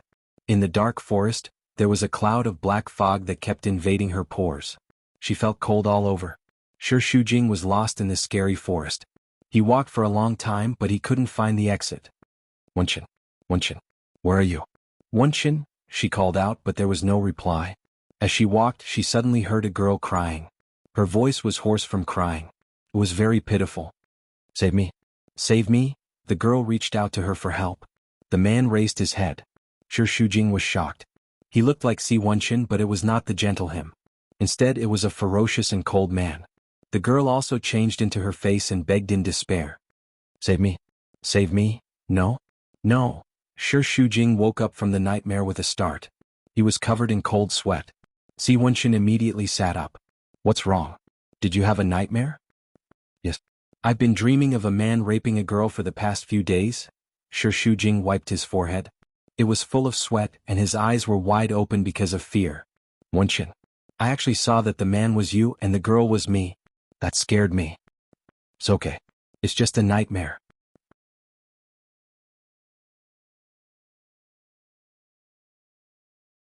Chapter 286. It was probably because Yan Zizhuang's death had agitated her. She would often dream of that night a few years ago. If this continued, she would remember it sooner or later. He could have told her, but she had suffered too much and he could not bear to hurt her again. He was cowardly. Subconsciously, he was still holding on to a fluke, thinking that maybe she would not remember it. But now, she was dreaming more and more frequently, and the ominous feeling was getting stronger and stronger. Baby, it's okay. I'm here. Shi Shujing's emotions gradually calmed down and his face was tired. I don't know what's going on with me. I always have nightmares about those messy things. This time I actually think that the man is you. How is that possible? It's ridiculous. It's okay. Don't think too much. Go back to sleep. Shi Shujing lay back down, but when she closed her eyes, she still felt a little afraid. She turned around and leaned into his arms, using his chest as a pillow, listening to his heartbeat to sleep. She trusted him so much and relied on him. Si Wenqin did not dare to imagine how she would face him when she found out that the person who hurt her a few years ago was him. Would she hate him? Shujing. I'm sorry. However, he could not say this sentence out loud and could only repeat it in his heart. The weather in December was already very cold. Fortunately, it was warmer during the day when the sun shone brightly. Yang Yizhou's body had almost recovered. These days she often saw Si Wenqin and Shi Shujing on the news. Her mood was a mess, and she thought that it was all Shi Shujing's fault, ruining his reputation, and her resentment towards her deepened. When the nurse told her that Shi Shujing was waiting for her in the garden downstairs, Qin Yaxiang refused and deliberately did not go. More than an hour later, she looked out of the window and saw that Shi Shujing was still sitting there quietly. She frowned but decided to go down in case Shi Shujing thought that she was avoiding him. There were many children playing in the garden, and one of them, a little fatty, bumped into Shi Shujing and almost knocked her down. The little fatty was frightened and kept apologizing. However, Shi Shujing didn't blame him. Instead, he gently patted his head and said, "It's okay. Be careful when you play." Whenever she saw an elderly person unable to move, she would help them up and take good care of them. Yang Yizhou wanted to say that Shi Shujing was hypocritical, but there was no one else around. Who was she acting for? Moreover, she was a good judge of character. She had always felt that Shi Shujing was not a vile girl. She just didn't want to admit it. Because she was divorced, she believed that she was unbearable. However, does divorce really mean that one's character is bad? Not necessarily. Just like her divorce with Sibo Hong, it wasn't her fault. It was because Sibo Hong had too many women outside and didn't respect her at all. He only treated her as a tool to bear his children. As for Qin Baiyuan, he seemed to be in a similar situation. Therefore, Shi Shujing's divorce was understandable. Yang Yizhou shook her head and didn't allow herself to be soft-hearted towards her. For the sake of her son, she had to show the toughest attitude and oppose it to the end. She walked over and Shi Shujing immediately called out meekly, "Auntie." Yang Yizhou raised her chin and looked very disdainful. It seemed that she didn't like her no matter how she looked at her. "Why are you looking for me? Why do you want to meet me here secretly?" "Sneaking around? I didn't. I just thought that the weather was very good and wanted you to come out to bask in the sun." "Don't be hypocritical. Now that Wenqin is not here, don't pretend to be a good person. If you have anything to say, just say it. I hate hypocritical people the most. I just happened to be free today, so I came to visit you. Nothing else. You don't come to the temple for no reason. Don't tell me that you just happened to be free." "It's true. You see, I'm pregnant now and I don't go to work. I have nothing to do every day. It's boring to stay at home. It's better to come out and relax." Yang Yizhou put on airs and let out a heavy humph through his nose. "You don't have to emphasize that you're pregnant. I won't acknowledge the one in your stomach. Regardless of whether you acknowledge it or not, he is Wenqin's child and the flesh and blood of the Si family. Of course, I didn't come here to say this. I just feel that I didn't do well in the past. I didn't take the initiative to visit you and always made you angry. It's really my fault. Now that I'm pregnant, I can understand your feelings better. Actually, you don't hate me that much. You just think that I stole Wenqin, right? You think that he loves me too much and neglected you, so you're a little mentally unbalanced." Yang Yizhou's expression changed slightly, but she still had a sour expression on her face. "Don't flatter yourself. I don't care to compare myself to you. I just hate you." Shi Shujing suddenly felt that Yang Yizhou was a little willful, but it was the kind of childish and cute willfulness. It was said that the elderly were like children. Wasn't Yang Yizhou the same? Especially since she brought up Si Wenqin alone, she must have valued her son more than anything else. She must have felt like she stole her son away. "I'm very sorry that I left you with a bad impression in the past. I'm willing to change. But I must clarify something to you. Wenqin will always be your son. I won't steal him away, nor can I steal him away. Perhaps I gave you the misconception that you'll lose your son if you have me, but I'll work hard to make you feel like you're not losing a son, but gaining a daughter. I'll take care of you with Wenqin, and our future children will be filial to you." Yang Yizhou was surprised to hear these words from Shi Shujing. Even though she didn't think Shi Shujing had a bad character, he definitely didn't know etiquette, didn't respect his elders, and didn't know how to conduct himself. Anyway, he wasn't as good as Tang Tang at making her happy. She could actually speak like a human? Actually, I'm very grateful to you, really. Both you and Wenshin's father are against us, but you didn't use any tricks.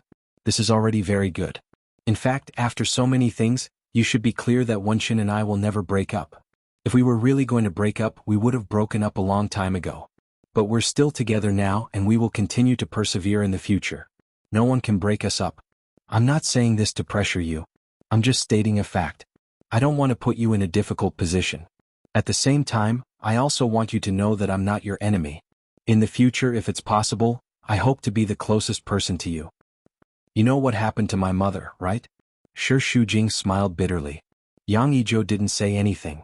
In fact, because of this matter, she also sympathized with Shi Shujing.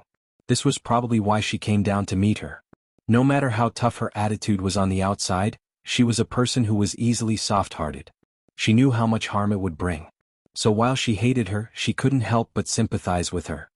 In the past, I was in pain every day. It was Wenshin who accompanied me and guided me bit by bit. Then I slowly got over it. After this incident, I understand the importance of family. I regret not fulfilling my responsibility as a daughter and taking good care of my mother. Now it's all too late. So, I don't want to leave behind such regrets for you. I don't know what kind of accident or misfortune will happen in the future, so the only thing I can grasp is now. I was too stubborn in the past. Because Tang Tang had a problem with you, I kept avoiding you, but I didn't find the reason from myself. If I had behaved better, maybe you wouldn't have rejected me so much.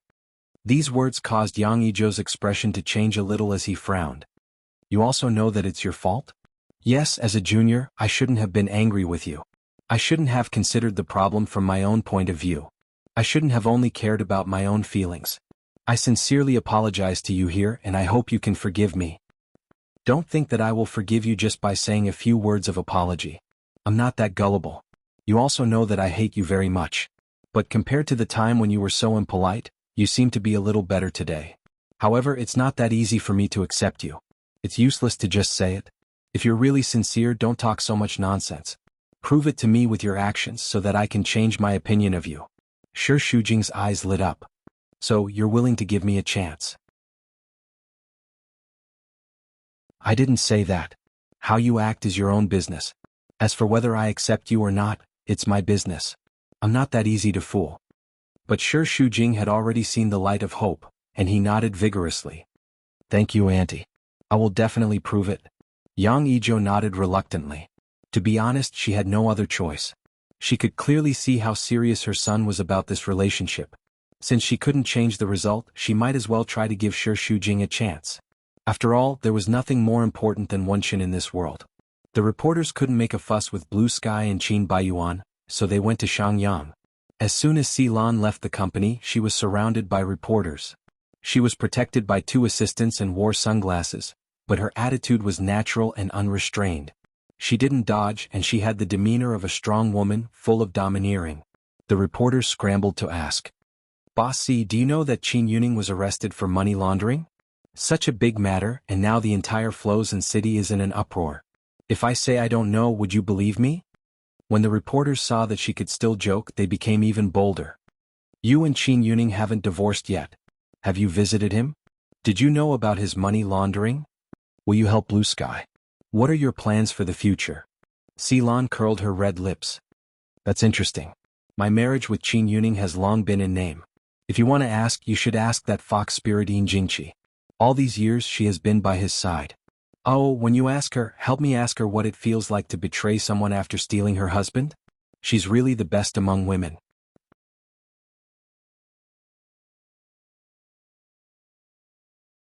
Chapter 287. Why aren't you saying anything? Isn't Yin Jingqi's betrayal something that everyone in Flozen City knows? Even if you reporters don't report it, everyone knows. Paper can't wrap fire. If you dare to do it, you have to take responsibility for it. If you become a whore, do you still want to maintain a clean and tidy memorial? I think the Qin family is finished. One is in jail and the other betrayed. Really? I can't stand it anymore. I've said it before. Heaven is watching what people do. It's not that there won't be retribution, it's just that the time is not right. Qin Yunning has been famous for so many years, but in the end, didn't he end up in jail? TSK. How pitiful. You want to ask me what I think? I'm saying that people can't do bad things. Otherwise, retribution will come sooner or later. How tragic. Ceylon smiled proudly and sat in the limousine. Ocean Group's CEO's office. The assistant knocked on the door, walked in, and bowed respectfully. Yo. Si Wenchen sat in a large office chair, facing the window, overlooking the world under his feet. His brows were deeply furrowed, and he was slightly lost in thought. No one knew what he was thinking, but his expression was somewhat dignified. The assistant knew that he was thinking, so he did not speak. After waiting for about 10 minutes, Si Wenchen turned around and looked at him with a calm gaze. Have you found out? I've investigated. The photos on the forum were posted using a coffee shop's wireless network. The time of posting was between 7 o'clock and 7:15. This is the surveillance video of that time period. The assistant played it on the computer. Si Wenchen stared at the screen. There were more than 10 customers in the coffee shop, all using computers or mobile phones. Most of them are connected to the public network, so it's impossible to determine who it is. Si Wenchen's sharp eyes swept across everyone, and suddenly locked onto a woman wearing a cap and a red tracksuit by the window. She kept her head down as if afraid of being recognized. The video was too blurry, so her computer screen could not be seen clearly. 10 minutes later, when the waiter served the coffee, she hurriedly looked up and hurriedly said, "Thank you." Her hand subconsciously half-closed the computer. She was a little far from the camera, so her silhouette was very blurry, but after careful identification, Si Wenchen still recognized that the person was Tang Tang. It was actually her. This was beyond Si Wenchen's expectations, but it was also within her expectations. It looked like she had done a lot of things that he didn't know about. Tang Tang had just found a new job. When she got off work, she suddenly received a call from Si Wenchen, who asked her to meet him at a cafe near the company. If it was in the past, she would have been very happy and dressed up. But now she didn't dare to have any hope for him.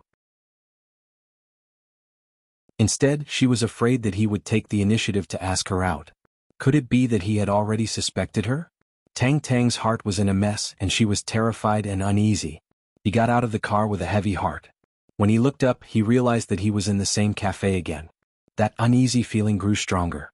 She turned around and wanted to leave, but Si Wenchen, who was sitting by the window, had already seen her. His eyes were firmly locked on her, making her feel like she had nowhere to escape. She could only bite the bullet and walk in. "Hi," Tang Tang greeted him and lowered his head, not daring to look him in the eye. "You just got off work?" Si Wenchen's gaze and tone were meaningful. "Yes. I'm working at a nearby TV station as a reporter." "Oh, how's work?" The more casual his tone was, the more uneasy and guilty Tang Tang felt. His fingers were tightly clenched under the table, and his palms were sweating. "It's all right. That's it. I'm going to Turkey next month." "Oh." Si Wenchen took a sip of coffee and didn't say anything again. Tang Tang's heart was in his throat, and his body couldn't stop trembling. "Why are you free to look for me today?" "Nothing, it's just that I haven't seen you for a long time, so I asked you out for coffee." "What? Are you so surprised that I'm looking for you? What are you nervous about?" "No, nothing. I'm not nervous," Tang Tang stuttered a little. He felt like he was sitting on pins and needles, very anxious. "I just didn't expect you to suddenly think of me." Si Wenchen smiled deeply, and that smile made Tang Tang's hair stand on end. "This cafe is not bad. Have you been here before?" No. It's my first time here." "Really? Didn't you sit in this seat the last time I came here?" Tang Tang's body trembled violently, and some coffee splashed on the table. What are you talking about? I don't understand. Are you going to continue to play dumb in front of me? When you posted those photos of Yin Jingqi, you were sitting in this seat." Sure enough, he came for that matter. Tang Tang knew he couldn't avoid it, but he was still stubbornly resisting. "I really don't understand. 3 days ago at 7 o'clock, you posted photos of Yin Jingqi on several forums, and it was separated at 7:15. Si Wenchen held up the phone in front of her eyes. "This is what the surveillance camera captured that day." I don't know any Yin Jingqi at all. I don't know what you're talking about. This woman was wearing a cap and I couldn't even see her face clearly. How did you recognize me?" "We've known each other for so many years and we know each other very well. Are you sure you want to continue to quibble? If I didn't have full confidence, I wouldn't come to you. Since I came to find you, then this matter must have been done by you." Si Wenchen's voice was loud and clear, and every word collided in Tang Tang's heart. Her face had turned pale and she trembled uneasily, struggling to defend herself, but in the end she was silent. Who instructed you to do this? No one, it was me. I can understand that you teamed up with Jiang Biki before, but you have no reason to deal with Yin Jingqi. I hate everyone related to Shi Shujing. Qin Baiyuan has been helping Shi Shujing. I hate him very much, but I can't do anything to him, so I have to deal with Yin Jingqi. Really? Your reason is not tenable at all. Si Wenxin snorted. You don't even dare to look up at me. It's not that I don't dare, I just don't have the face to see you. But what does Yin Jingqi have to do with you? I helped you take revenge on the Qin family, shouldn't you thank me? Si Wenxin shook his head. When did you become full of lies and have a heart of a snake and scorpion? But I won't believe this excuse of yours. Let me ask you again, who instructed you to do this? His eyes were as sharp as X-rays and Tang Tang's heart was in a mess. She didn't dare to lie and she couldn't lie. He could see all the dark and dirty corners of her heart clearly, and it made her feel so despicable and disgusting. Her heart was beating wildly, and the top of her head was sweating. Her brain was fighting fiercely and her lips were trembling. Should she say it? Should she tell him that everything was arranged by Ceylon? Should she tell him that she suspected Ceylon? Should she tell him that Ceylon was a dangerous woman who might harm him? But she didn't have any solid evidence, would he believe her? Moreover, if she betrayed Ceylon, she would not let her go. Si Wenxin already knew that there must be a mastermind behind her, and his eyes darkened. Tell me, who is that person? Ceylon's name was at the tip of Tang Tang's tongue. Oh, what a coincidence, you two are here too. A light voice sounded above her head, scaring Tang Tang. She looked at Ceylon uneasily, and the warning in her eyes made her tremble. She didn't dare to say anything. I was having a meeting nearby and came over with a friend to chat. I didn't expect to meet you too. Tang Tang, did I remember wrongly? We met in England a few years ago, do you still remember? Tang Tang's reaction was slow for a few seconds before she nodded slowly. Hello, what are you talking about? Wenxin, if Shi Shujing knew that you met with your ex-girlfriend, would she eat you up? After all, women are very petty when it comes to their ex-girlfriends. I was just joking, Miss Tang, please don't mind me. I won't. I'll leave first, goodbye. Tang Tang ran away. Ceylon narrowed her eyes. There was a kind of fox-like danger in her. She remained calm and collected. But Si Wenxin had already seen through everything and he became agitated. Since your relationship isn't ordinary, why hide it? Pretend that you don't know her. What do you mean? I've only met Miss Tang once and I didn't expect to meet you here.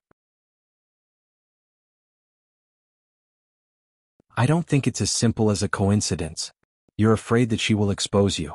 But your appearance is equivalent to exposing yourself. It wasn't that Si Wenxin didn't think that the person who wanted to kill Qin and Yin Jingqi might be Ceylon. But if Tang Tang was being used by her, then it was very likely that she had done more than this, and it might have something to do with Shi Shujing. Si Wenxin didn't want to think about it, because Ceylon was one of the people closest to him, and he couldn't bear the betrayal of the person closest to him. Ceylon looked him in the eye and chuckled. You saw through it so quickly. It's really not fun.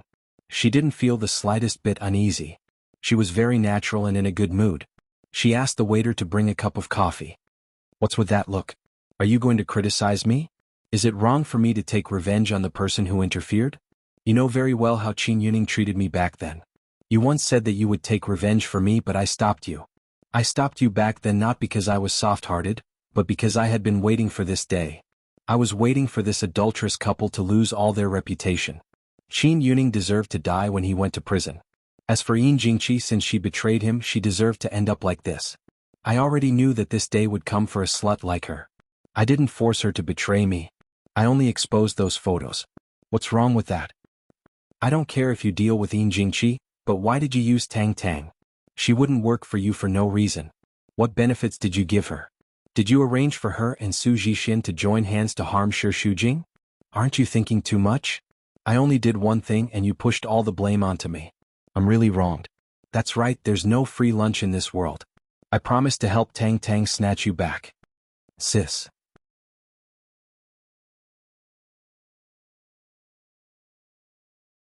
Chapter 288.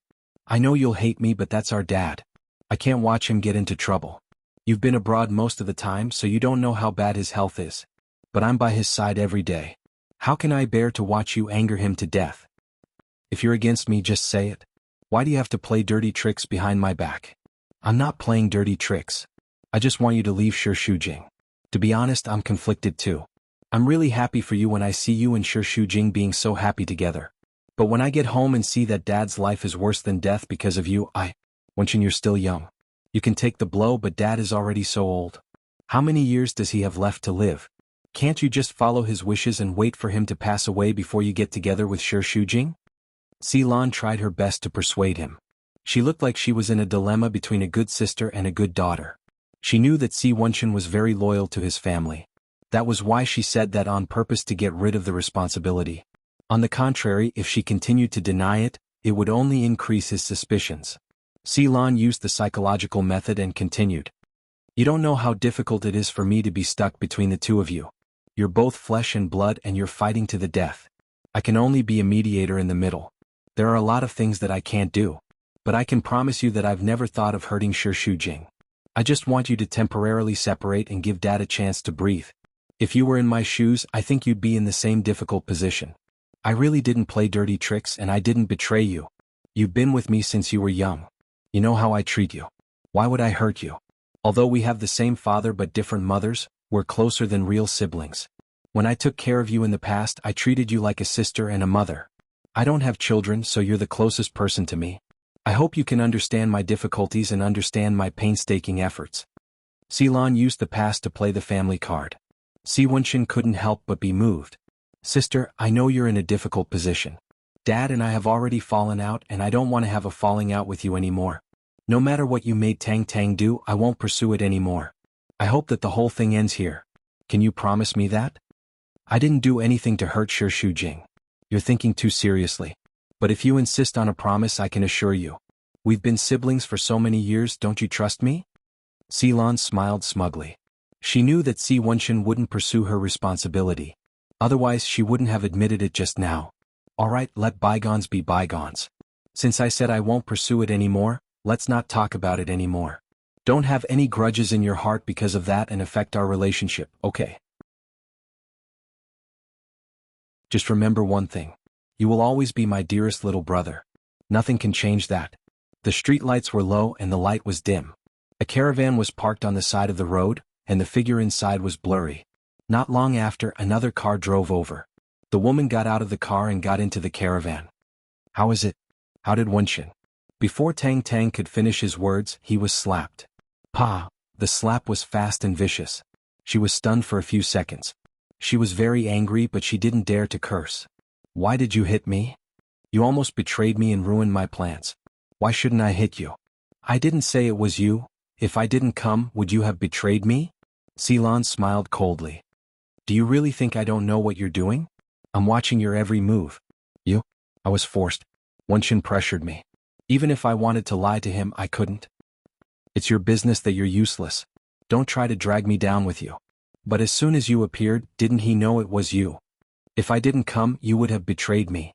I might as well admit it. You admitted it? What did you say? Wenchen didn't ask for the details. I didn't say it either. But he said it's over and he won't pursue it. Tang Tang was skeptical. Really? I brought him up. Do you think he'll turn his gun on me? He's a person who values relationships. No matter what I do, he'll forgive me.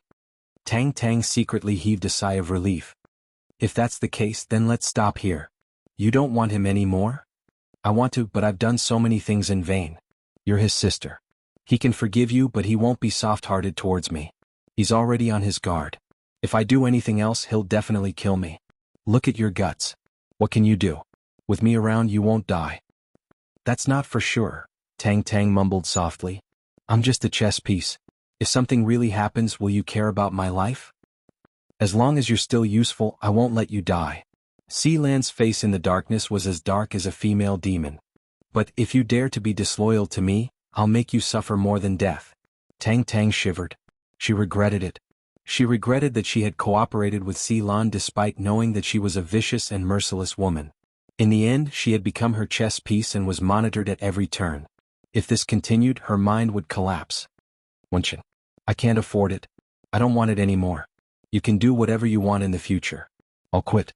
Quit? Hee, I gave you a chance to quit before. You rejected it. Now you can't even quit. What? Anyways, Wunshin already knows what I've done. He doesn't plan to pursue it. As long as I leave this place, he won't do anything to me. Even if he doesn't do anything to you, will Yin Jingqi let you go? She's 10,000 times more vicious than me. She finds out that you exposed her lewd photos.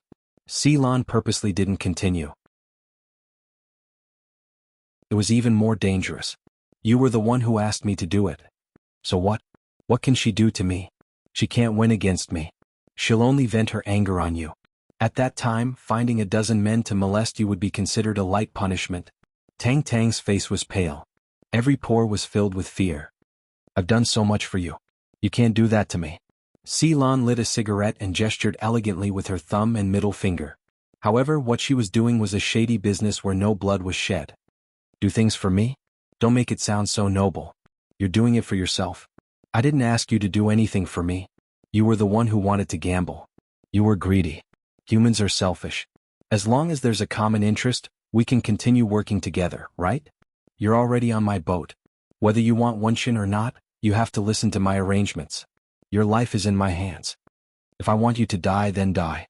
Whatever I want you to do, you have to do. Tang Tang gritted her teeth. You're so ruthless. It's not the first time you know that I'm ruthless. If I wasn't ruthless, would I be where I am today? As for you, I used to treat you well. But now you're so weak that I look down on you. Whether you're willing or not, you've already come this far. You can only move forward. There's no turning back. Do you understand? You'll kill me if you do this. It's better to gamble and die than to die a useless death, isn't it? All these years I've never lost. If you follow me, you'll naturally have your own benefits. Let's not talk about anything else. I'll inform you if I have other arrangements. Just do as I say. Ceylon returned home in a bad mood. She couldn't be bothered to act like a filial daughter in front of Sibo Hong. Anyway, no matter how good she was to him, she would be chased out or scolded by him. She didn't want to make things difficult for herself. When she got home, she threw herself into the big office chair. She pinched her forehead. Her head was aching. After all, she was getting on in years. It was easy to get headaches when she was upset. Ring, ring, ring, her phone rang. She glanced at the screen. It was a private number. She closed her eyes and pinched her forehead. Who is it? Sister Lan, it's me. Hearing this, Ceylon immediately sat up. Lawyer Chen, what's up? Boss C changed his will today. Ceylon wondered if Sibo Hong had really decided to break off relations with Si Wunshin and increase her shares. Or did he just give Shangyang to her? However, the result surprised her. According to Boss C's new will, Shangyang will still be taken over by Si Wunshin. All of Boss C's shares, including your previous 5%, will be given to Si Wunshin. What? Ceylon slammed the table and stood up. How could this be? I'm not sure either. Anyway, that's the situation now. Ceylon was so angry that her whole body was trembling. Then what do I have left? A house in Beverly Hills and 50 million. 50 million? Ceylon was stunned. She worked hard for Shangyang for more than 10 years, and in the end he only gave her 50 million? Was he trying to send a beggar away? She couldn't believe that Sibo Hong would be this biased. That strong unwillingness and imbalance completely crushed the last trace of her family.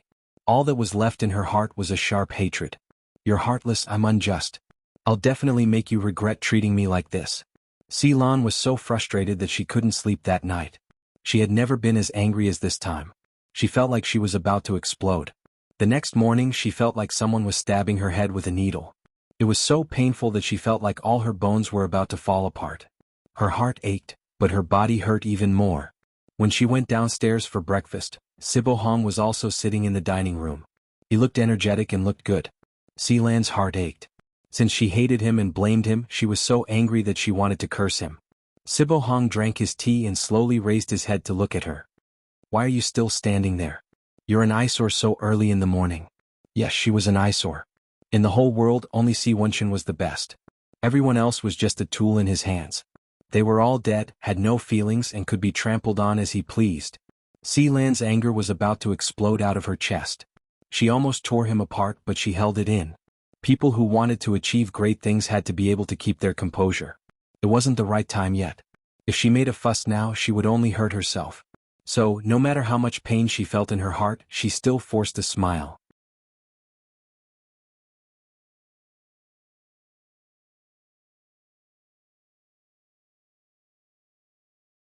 that's not what I meant. The power of the company is now in my hands. Ceylon is only the temporary CEO. I never thought of handing the company to her. These few words were like ruthless slaps to Ceylon's face. Her face alternated between red and white, and she bit her lips so hard that they almost bled. She was so embarrassed that she wanted to find a hole to hide in. Does anyone else have any opinions? Even if the other shareholders had opinions in their hearts, they didn't dare to say it out loud. They all lowered their heads. Everyone was as quiet as cicadas in winter. Since there's none, then the meeting is adjourned. After Sibo Hong finished speaking, he left and returned to his previous office. Before he came, he had already ordered someone to clean it up. It was very clean. Just as he brewed a pot of tea, Ceylon rushed in and slammed the door loudly. Sibo Hong's hand trembled and some tea splashed out. He frowned unhappily. Who asked you to do as you please in the company? Ceylon looked like she was bristling with anger. How could you do this to me? How did I do this to you? Didn't I just affirm your performance? After saying a few hypocritical words, you want to kick me to Australia, is that it? I said it, I asked you to expand the business there. You put it so nicely, but in fact it's just a banishment. You're sending me away because you don't want to stay in Shangyang. Why are you so loud? Close the door. You have to give me an explanation. Sibo Hong's attitude was already very dissatisfied. He gave the secretary outside a look before he came in and closed the door. He could smell the thick smell of gunpowder. Shangyang is mine. I can transfer him however I want. Why do I have to give you an explanation? When a boss transfers a subordinate, do I still need an explanation? Ceylon sneered. So you're saying that I'm just one of your subordinates? In the company, you've always been my subordinate. Not just in the company, I'm the same everywhere. You don't take me seriously at all. From the beginning to the end, you've only been using me. Ceylon was so angry that her eyes were red and bloodshot. I've worked hard for the company for more than 30 years. I've exhausted all my efforts. In the end, you treat me like this. Do you still have a conscience? I've said it before. I'm going to hand the company over to Wuxia. I've never given you hope. You shouldn't have had any ideas about it. Wuxia almost angered you to death and you still want to hand it over to him? Don't forget, when you were sick all these years when the company was in crisis, I was the one who accompanied you. Was me. Is it because I'm a woman that I have to receive such unfair treatment? What exactly did I do wrong? Ceylon vented out all the unwillingness she had for a long time and roared fiercely as she questioned him. Yes, you're wrong because you're a woman. The C family's tradition is to never hand the company over to a woman. Furthermore, the matter between you and Qin Yuning will always be the shame of the C family. If we hand the company over to you, Shangyang will be pointed at and humiliated because of you. What kind of pedantic thinking is this? If you say that I don't have the ability, then I have nothing to say. But, whether I have the ability or not, everyone can see for themselves. I humiliated Shangyang? Don't tell me that your failed marriages are glorious? Shut up. Sibo Hong slammed the table. You don't have the right to talk to me like that. I don't have the right? Let me tell you, I'm the one with the most right. Without me, would Shangyang be where he is today? Si Wuxia doesn't care about Shangyang at all, but you forced him to give it to him. As for me, I've risked my life for Shangyang for so many years, but you've only treated me as a tool. You're the most selfish person in the world. I've wanted to say these words for a long time, but I've been holding it in, wanting to use my strength to change your mind. Only today did I realize that I was wrong. Your selfishness is in your bones. Even if I exhausted my heart and soul for Shangyang, you wouldn't even look at me. Don't think that I don't know that you changed your will and gave everything to Si Wuxia, and I don't even have a single share. You reap what you sow. I warned you not to have any ideas about Shangyang, but these past few years, you've been gathering your own forces, including those shareholders just now. They're all your people. However, your wings aren't strong enough yet. After all, Shangyang is still in my hands. I've worked for the company for more than 30 years, why can't I build my own power? Even if I become Shangyang CEO today, there's nothing wrong with it. It's your wolf's ambition. I only let you temporarily take over for 2 years, and you really think that you're a CEO. Do you really think that I don't know anything about the little tricks you've been playing behind my back all these years? Actually, I've been keeping a close eye on you for a long time. You say that I'm selfish, but I've been giving you a chance to stop on your own, but I didn't expect that your ambition would get bigger and bigger. How can I not frustrate your spirit? After this, I think you've seen it clearly. There's no place for you in Shangyang in the future. Go to Australia. Ceylon kept smiling with tears flowing down her face. Do you think that I'll be kicked away by you just like that? What can you do even if you're not willing? This is my territory and all the power is in my hands. Wherever I tell you to go, you have to go. Also, I won't die for the time being, so don't even think about my will. If you're still stubborn, don't even mention 50 million, I won't give you a single cent. 50 million? Hee hee, you still have the face to say 50 million? What do you take me for? Is my 30 years of youth only worth 50 million?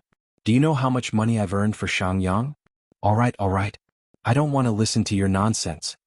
Sibo Hong waved his hand impatiently. You've said what you wanted to say and I've heard enough. Go back and pack your things. You'll leave in 2 days. I'm not leaving. You treat me like this and you still want me to continue working for you? Dream on. Ceylon wiped away her tears. Her tears had dried up, and only endless hatred was left. Since she had already fallen out with him, she might as well do it completely. She had already come this far, so what was there for her to be afraid of? You dare to go against my decision? Why not? Since you don't treat me as your daughter, then I don't need to care about the father-daughter relationship. Let me tell you, I'll definitely make you regret what you've done to me today. Before he got off work, Si Wenchen received a call from Shi Shujing, saying that he had an important guest at night, and asked him to go home early for dinner. As soon as he entered the house, he saw Yang Yizhou sitting on the sofa and quickly walked over. Mom, why are you here? Where's Shi Shujing? Yang Yizhou frowned unhappily. Listen to your tone, it's as if I'll do something to her. What else can I do to her? You've misunderstood. I didn't misunderstand. That's what you meant. In any case, after having her, I've become a vicious character. I'm an evil old lady and I won't let anyone see me. You know that's not what I meant. Wenchen, you're back. Shi Shujing came out of the kitchen, wearing a Winnie the Pooh apron, and obediently helped him take off his suit jacket. I just washed the rice and put it into the rice cooker. I thought you'd be a little late. How many times have I told you not to enter the kitchen? Yang Yizhou was unhappy when she heard that. What do you mean? Don't tell me that you still have to cook for her when you come home after working so hard? Shi Shujing hurriedly gave him a look. Si Wenchen said. No, she's the one who cooks. I won't let her cook. You're pregnant and you're still cooking? What if she knocks something? Don't you want the child anymore?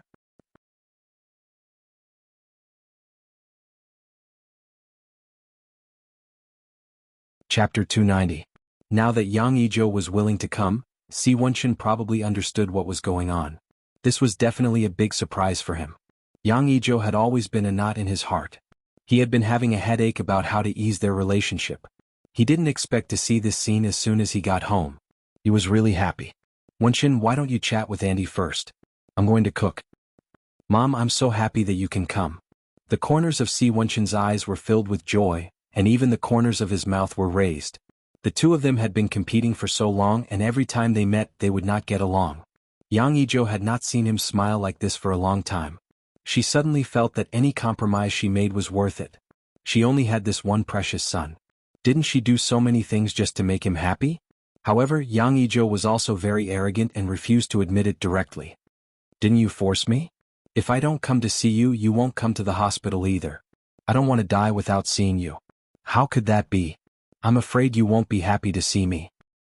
I'm not happy, but I'm even more unhappy not seeing you. You're a typical case of having a wife and not having a mother. How can I feel good about this? I'm really not. I've always been thinking about you. TSK, you're good at talking, but your actions are another matter entirely. Yang Yizhou's words were still unforgiving, but it was obvious that her attitude was not as tough as before. Mom, thank you for giving Shi Shujing a chance. If you ask me whether I'm willing or not, I'm definitely not willing. I have no choice. You've been fighting against your father for so long. I know you've been under a lot of pressure.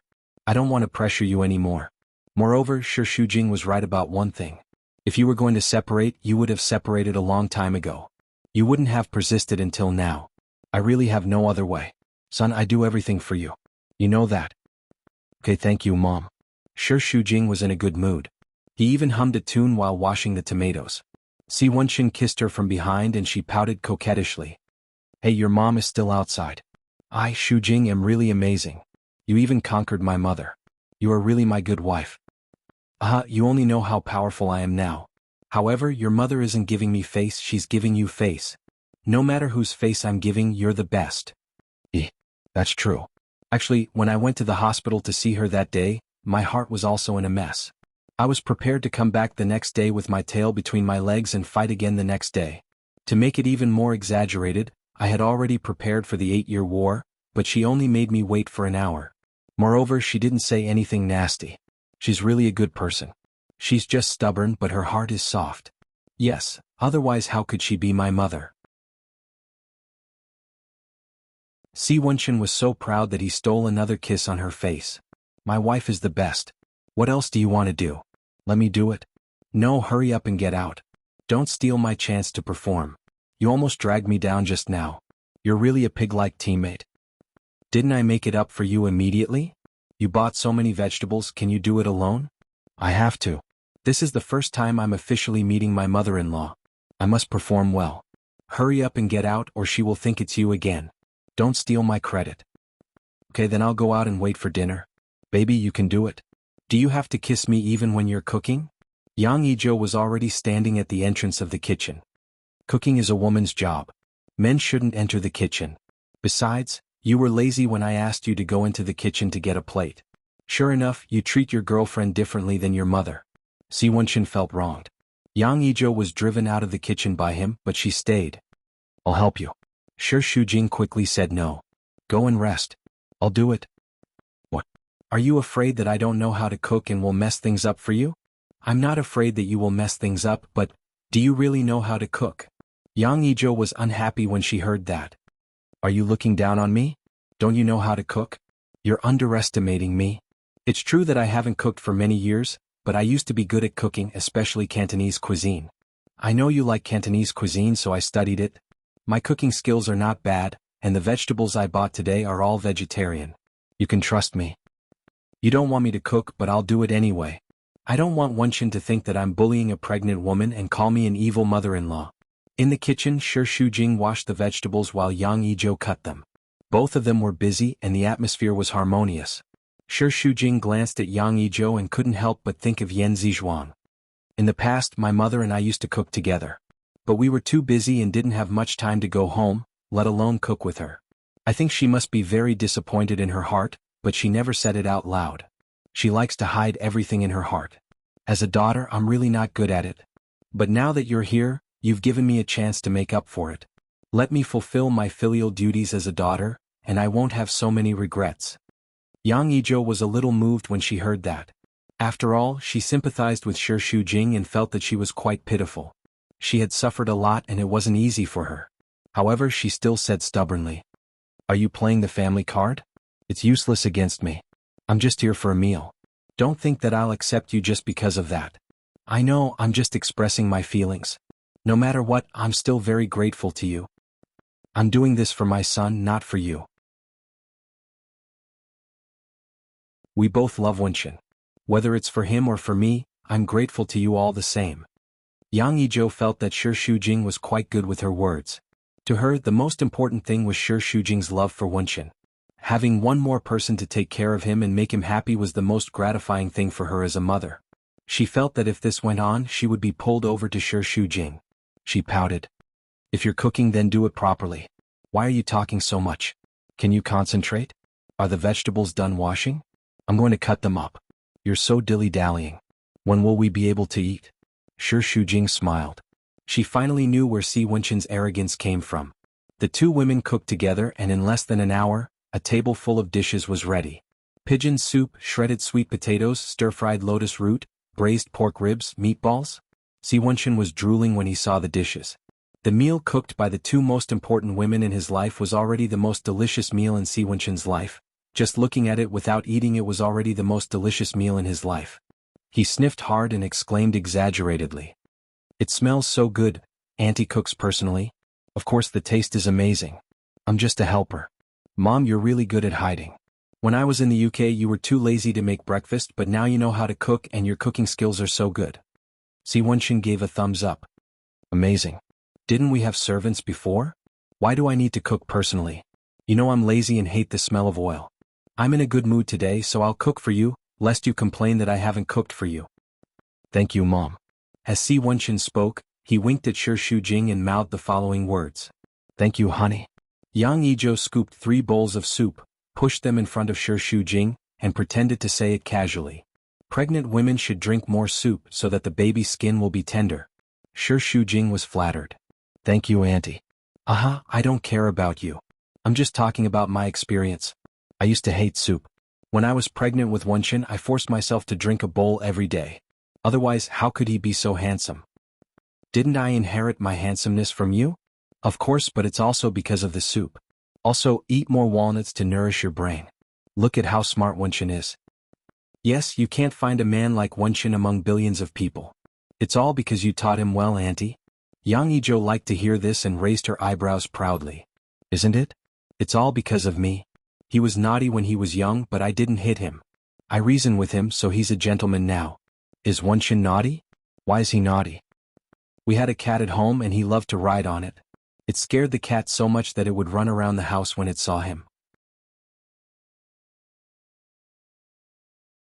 Oh, he's quite pretentious wearing my high heels. Pfft.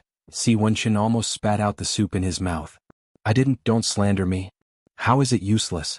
He even likes to use my lipstick. At that time, I was worried that this son of mine was so good looking. Could he be gay? Later, he didn't have a girlfriend, so I decided that he was gay. I thought that if he was really gay, then I had to respect him, right? I didn't expect his sexual orientation to be normal. Shi Shujing was already cramping up from laughing. It's so classic. My lipstick, do you want to put it on? As Yang Yizhou spoke, he also smiled. Originally, the atmosphere was a little stiff, but at this moment, it was completely harmonious, like the most intimate family. Such harmony was rare and precious for Yang Yizhou. It had completely healed her painful feelings during this period of time. Looking at Shi Shujing, she felt that he was not as annoying as before. Perhaps, accepting her was not such a difficult thing to do. Tang Tang was busy with work after work. Coupled with his own mood, he rarely had time to visit Yang Yizhou in the hospital. It was a day off, so he wanted to pick up Yang Yizhou from the hospital. It was only when he reached the hospital that he found out that Yang Yizhou had been discharged from the hospital for a few days, but she had not contacted him.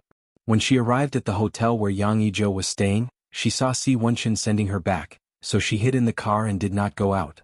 But to her surprise, Shi Shujing actually came out of the car and was chatting and laughing with Yang Yizhou. Tang Tang could not believe his eyes. Did Yang Yizhou compromise so quickly? She gripped the steering wheel with hatred and stared at Shi Shujing with eyes that were about to spit fire. Perhaps the hatred was too strong. Shi Shujing seemed to feel something and looked back. Tang Tang hurriedly hid. It's so inconvenient to stay in a hotel. Are you really not considering moving in with us? You've said it all the way here. I've heard it all the way here. I said I'm not going, so I'm not going. Yang Yizhou shook her head. I'm so comfortable staying in a hotel. I don't want to be your third wheel. Shi Shujing also persuaded with a smile.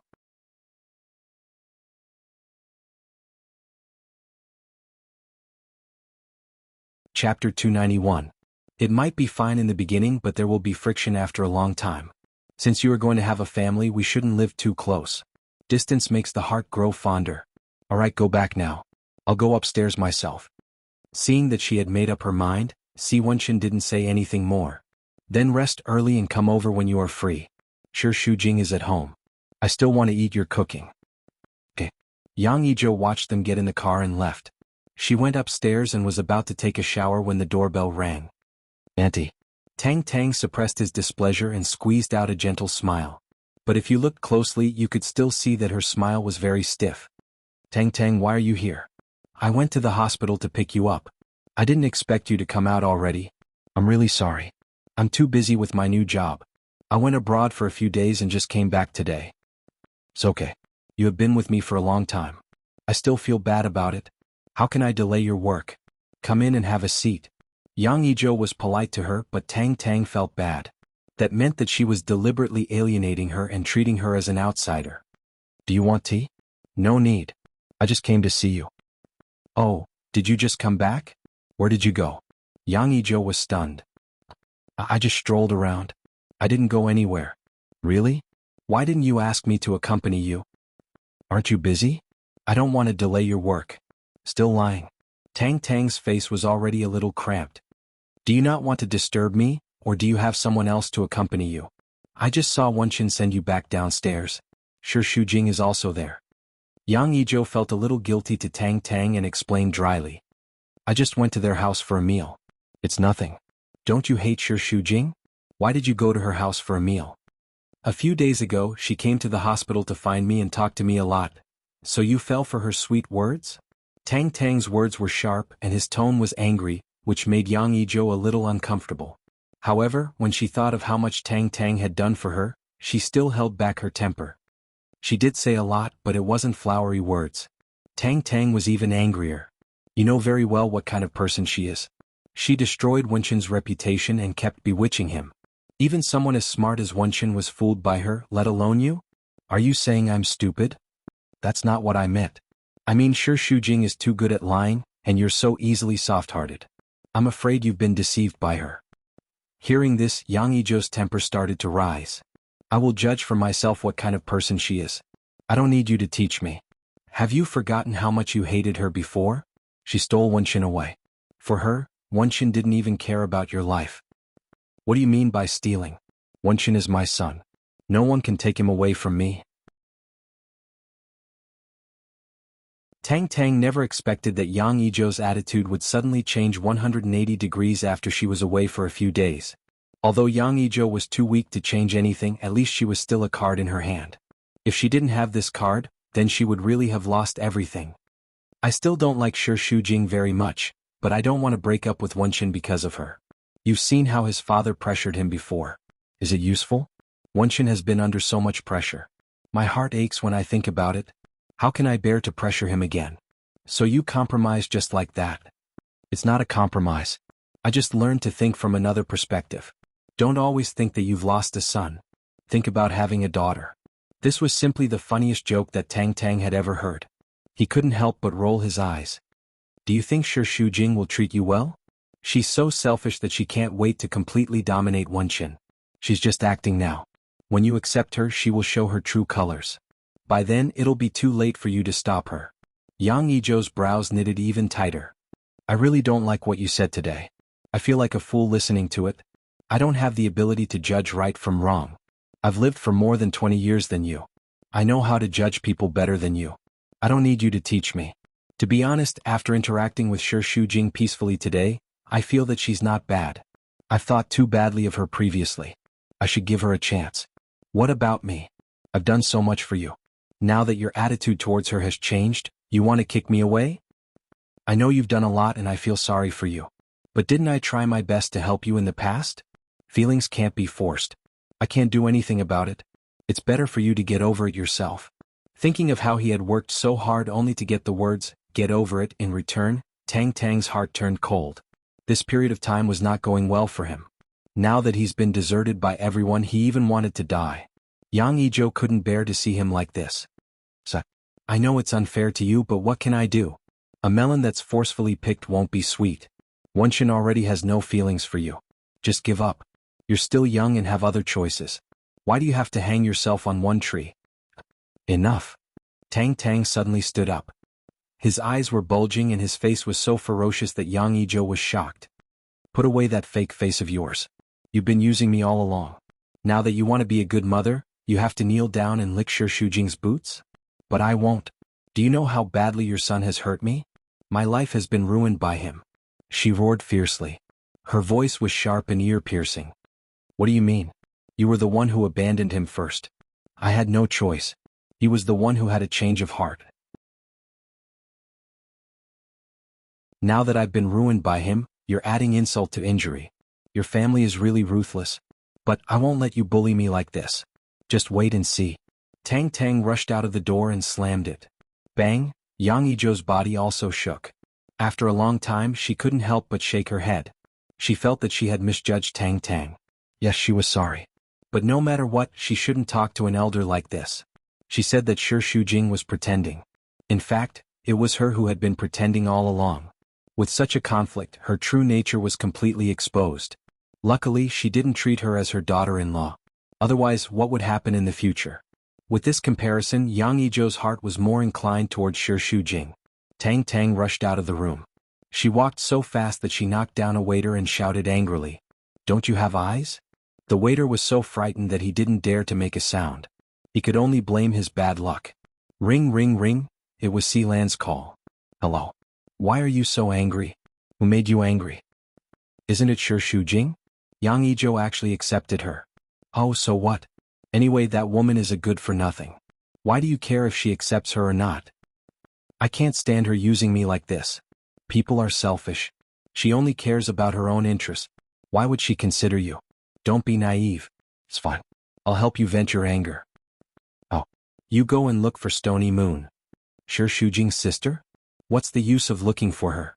Do you think I'll do something meaningless? I naturally have my reasons for this arrangement. You just need to do as I say. The elevator door closed. Tang Tang narrowed her eyes with hatred. Originally, she had given up on Si Wenxin in order to protect herself. But now it was the hatred between her and Shi Shujing. She wanted to take revenge on her. Shi Shujing, I'm irreconcilable with you. After dispelling the previous hatred, Shi Shujing and Yang Yizhou became closer. Occasionally, Yang Yizhou would take the initiative to call or visit Shi Shujing's home. More and more, Shi Shujing felt that Yang Yizhou was a good mother-in-law. Many people were like this. When they were not familiar with each other, they would feel that they were very mean and difficult to get along with. But once they understood each other, they would completely change their views. Anyway, she felt very satisfied and happy now. The child was already 5 months old. Shi Shujing's belly was a little bulging. It could be seen through the thick clothes. Her movements were gradually becoming less agile. But she still insisted on doing yoga. When the weather was good, she would walk in the nearby park and breathe oxygen. The sky was blue and clear. The weather was a little cold, but it was still very warm when she was bathed in the sun. Shi Shujing was a little fatter. Her small face was round and exuded the light of motherhood.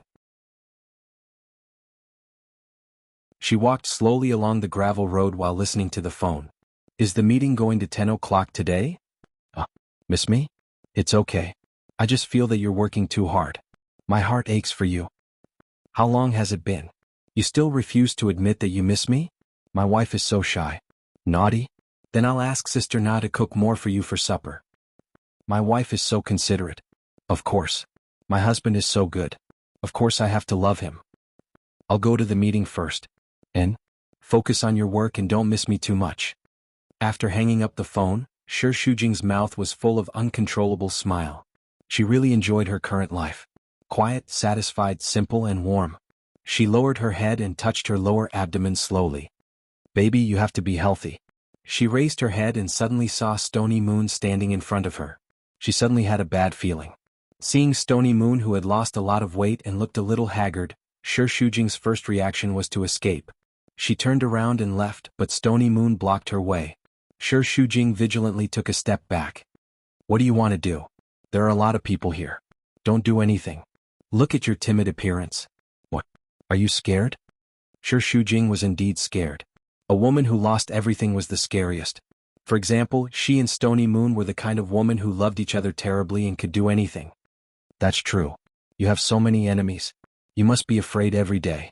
You can only blame yourself for doing so many shameful things. So many people are looking for you for revenge and all of them want you dead. What do you want to do? Don't worry. I won't do anything to your child.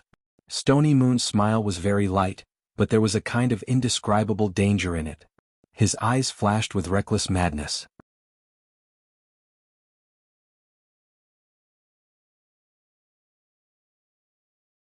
Chapter 292. After 7 years of marriage, in the end she had nothing, but what about her, Shi Shujing? Not only did she hook up with Mr. C, but she was also pregnant. It really made one jealous. Shi Leiwei had thought of perishing together with her more than once, but that would be letting her off too easily. She wanted to torture Shi Shujing's spirit ruthlessly, torturing her to the point that she wished she was dead. This was the reason why she came today. No matter what, we are sisters. Isn't it normal for me to come and see you? You're not that kind. Moreover, we are not sisters. Hee, isn't that so? When we were young, you always followed behind me and called me sister. Now that you have Mr. C and have grown up, you're turning your back on me? But I'm a person who remembers old friendships. You don't treat me as a sister, but I treat you as a younger sister now. Shi Jiue sat down and patted the seat beside her. Relax, I said I won't do anything to you, so I won't do anything to you.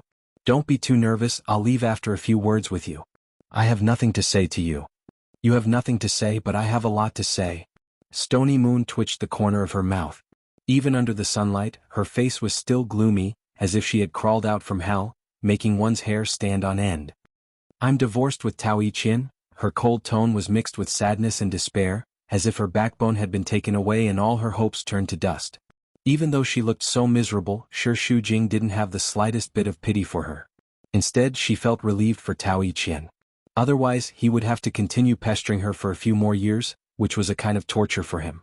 That's good, it's a relief for both of you. You say it so lightly, it's really easy for you to say it. Don't forget, my painful marriage is all thanks to you. It was obviously caused by you. What does it have to do with me? How is it unrelated? You're the one who snatched Tao Yi-chin away. Stony Moon complained hatefully. Before you appeared, we were always fine. It was you who snatched his love for me. I didn't snatch him. Yes, my relationship with him is better, but you should reflect on yourself. How did you treat him?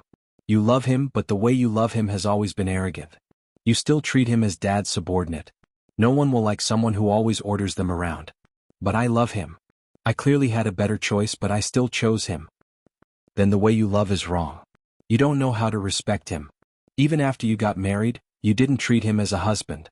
You still treated him as a subordinate of the Xian family. It's also because he has a good temper that he can tolerate you.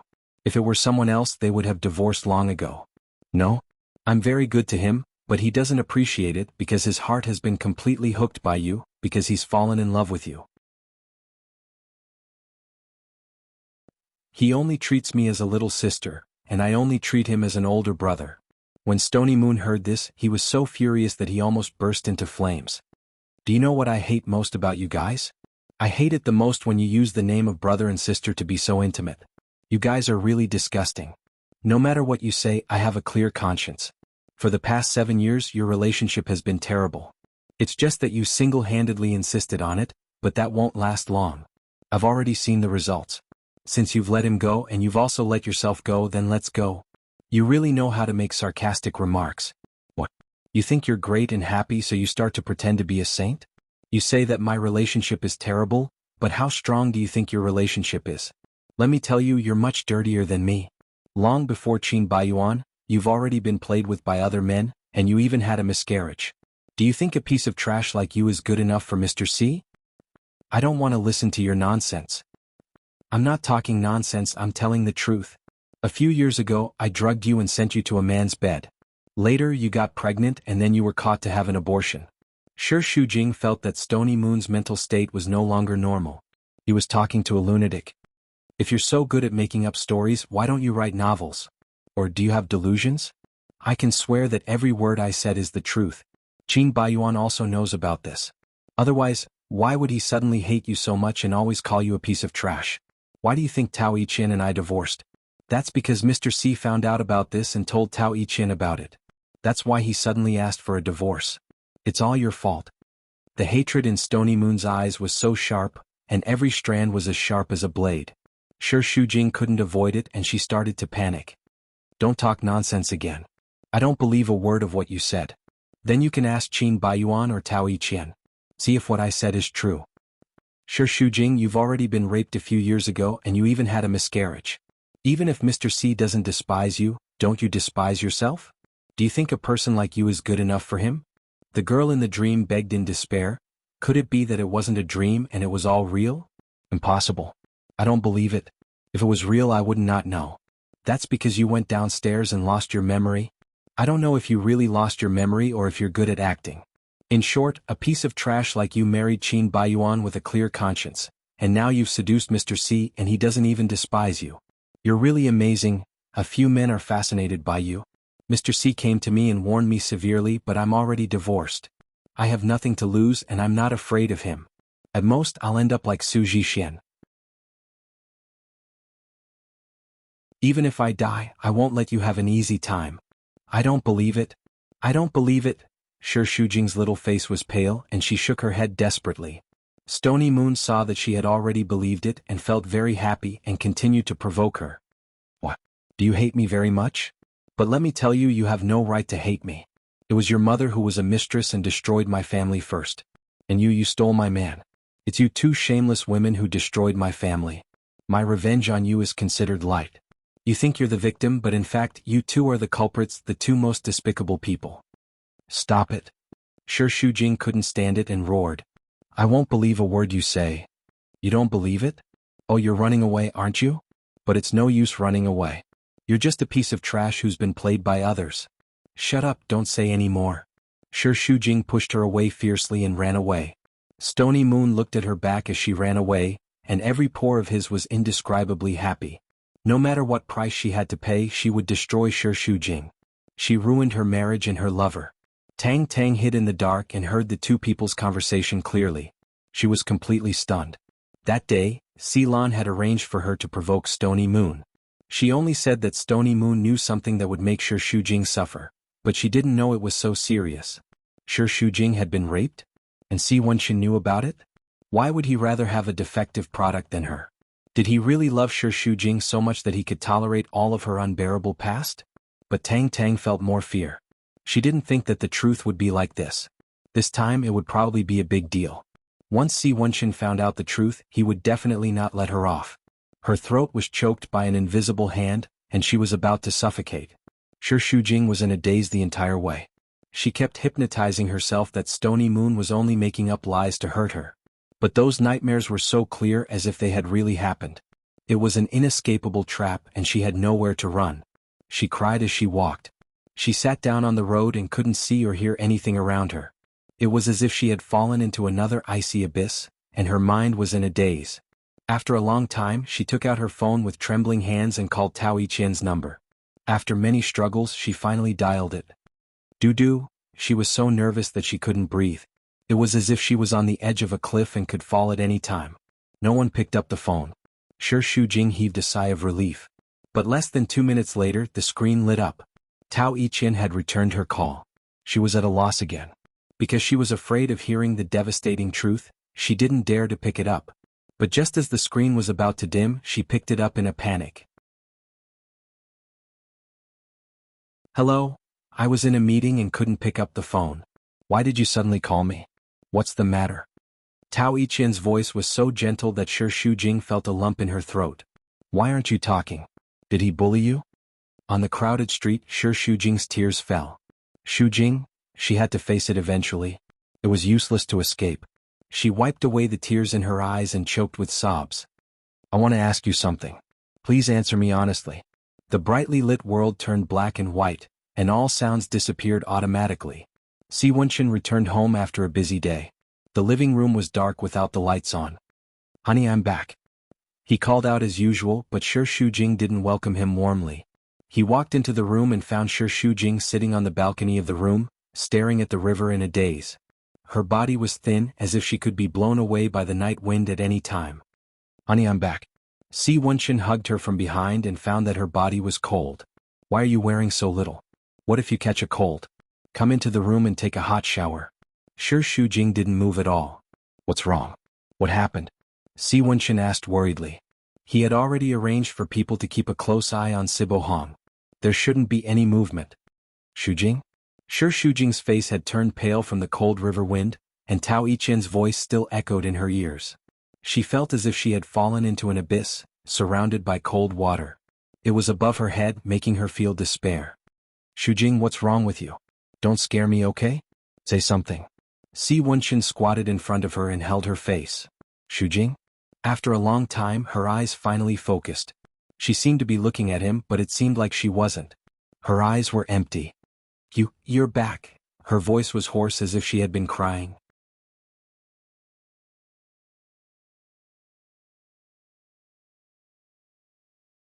Chapter 293.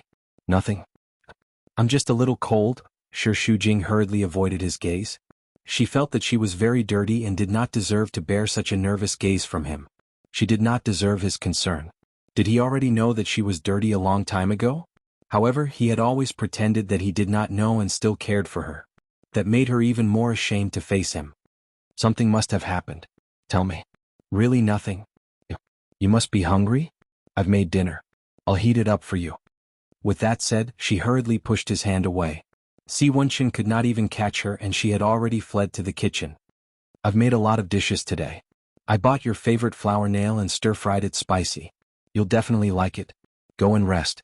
It'll be ready soon. She was flustered and accidentally scalded her finger. It was so painful that she cried out. Si Wenchen hurriedly grabbed her hand. The tip of her index finger was already red from the heat. What's wrong with you today? Tell me. Don't make me worry, okay? Nothing. I'm really a little uncomfortable. Don't worry too much. Sure, Shujing looked like she was at a loss.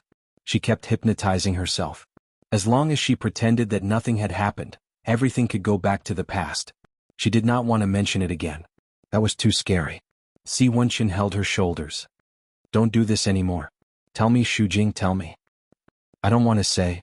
Don't force me, okay? Please. Don't force me. What exactly happened? I don't want to say. I don't want to.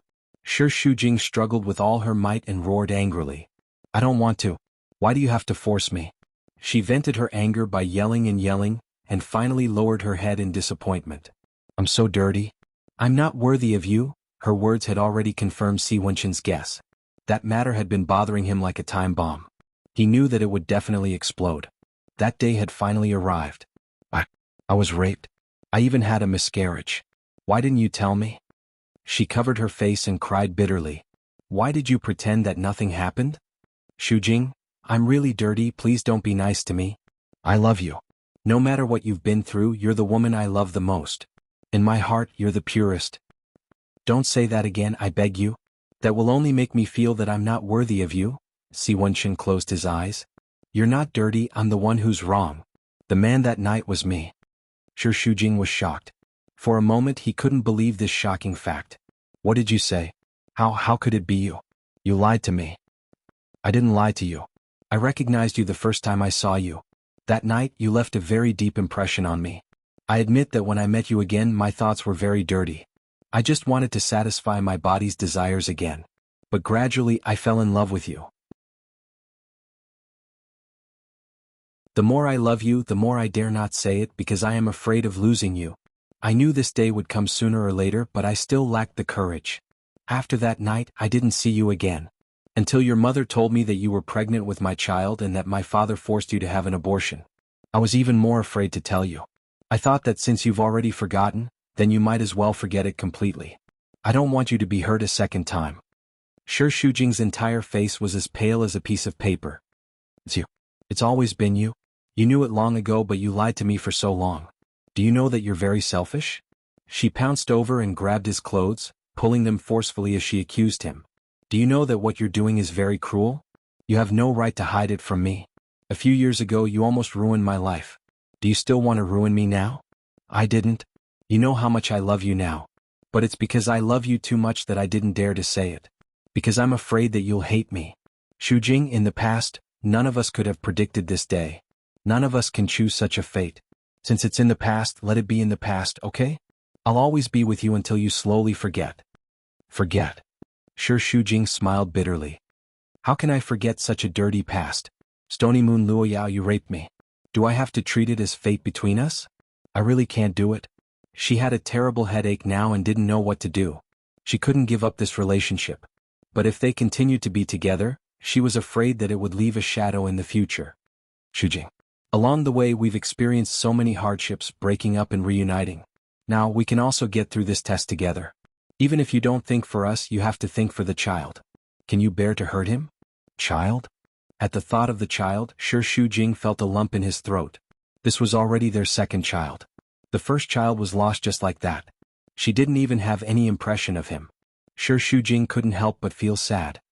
I'm sorry, I can't forget. At least I can't do it now. Let me calm down alone. Shujing, I beg you. Alright, I'll go. You stay at home. I don't want to stay here. I want to go out. With her current mental state, how could Si Wenchen let her leave alone? Where are you going? I'll send you there. No? Don't worry about me. I'll take care of myself. I just can't face you in that past now. Don't follow me, okay? Sure, Shujing walked into the elevator. Si Wenchen held the elevator door with one hand and begged her with his eyes. However, she pried his fingers away one by one and disappeared from his sight with tears in her eyes. Si Wenchen's heart ached so much that he couldn't breathe, but he immediately made a phone call. She's going downstairs now. Follow her. Don't let her leave your sight for even a moment. You must ensure her safety. In the bar, the music was loud and the lights were bright. Men and women were dancing on the dance floor. Qin Baiyuan sat at the bar and drank glass after glass of wine. Some women around him kept throwing flirtatious glances at him, but he turned a blind eye to them and only cared about drinking. A tall leopard print woman walked over and put her arm on his shoulder. She stuck her chest to him and kept rubbing against his back. "How lonely is it to drink alone? Let me accompany you?" His nose was filled with the strong smell of perfume, causing Qin Baiyuan to sneeze. He ignored her and drank a glass of wine. "I know you're in a bad mood, so I came to accompany you. Let's have some fun. After we're done, we'll be in a good mood." Qin Baiyuan's lips twitched coldly. His smile was very ruthless. "How do we play?" The leopard print woman thought that he was interested in her and blew into his ear. "You can play however you want. You're really cheap, but I'm not interested in people like you at all." Qin Baiyuan's face darkened and he spat out a word. "Get lost." "What? You're scolding me? Dressing like this to seduce men, isn't it? However, this young master doesn't like your bus.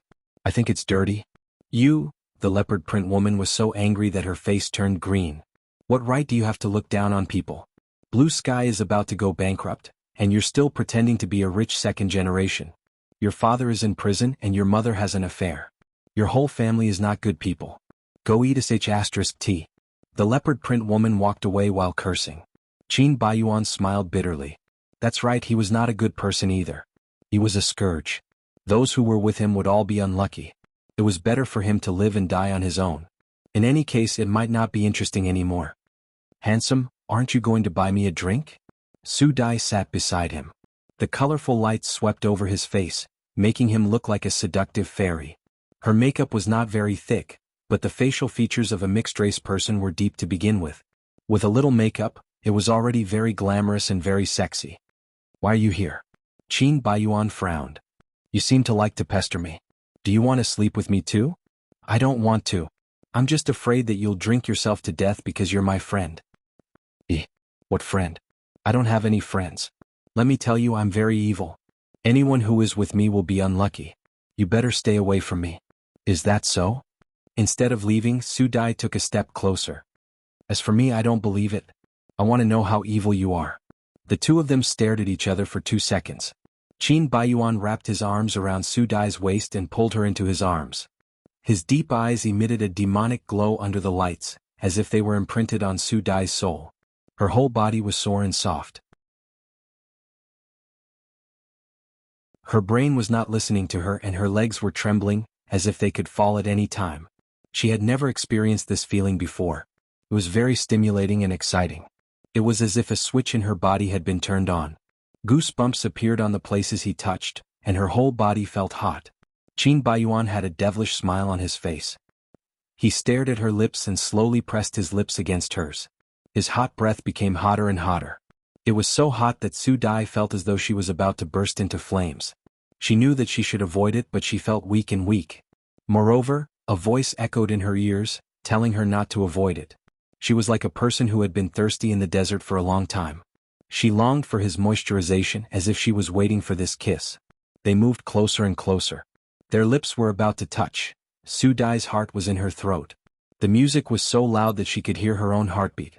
Thump, thump, it was denser and louder than a drum and it was about to jump out of her chest. The thunder-like feeling of her heart was suffocating her. It was as if all the tense moments in her life added up were not even 1/10 of what she was feeling right now. She closed her eyes and her eyelashes trembled nervously. However, at this moment, Qin Baiyuan suddenly stopped. He stopped on her lips and chuckled. His breath was filled with the fragrance of wine. "What? Are you disappointed?" She swallowed her saliva. "I'm right. You really like me. But I'm a disaster. Those who are with me will not have a good ending. I don't want to hurt you anymore, so it's best that you stay away from me." After saying that, he let go of her waist. Su Dai felt a stabbing pain in her heart.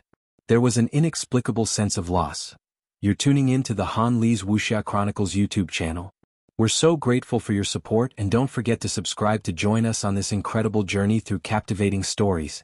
Your generosity through donations truly makes a world of difference, as it's the primary source of revenue that allows me to expand and enhance this channel for you. Thank you from the bottom of my heart for being a part of this adventure.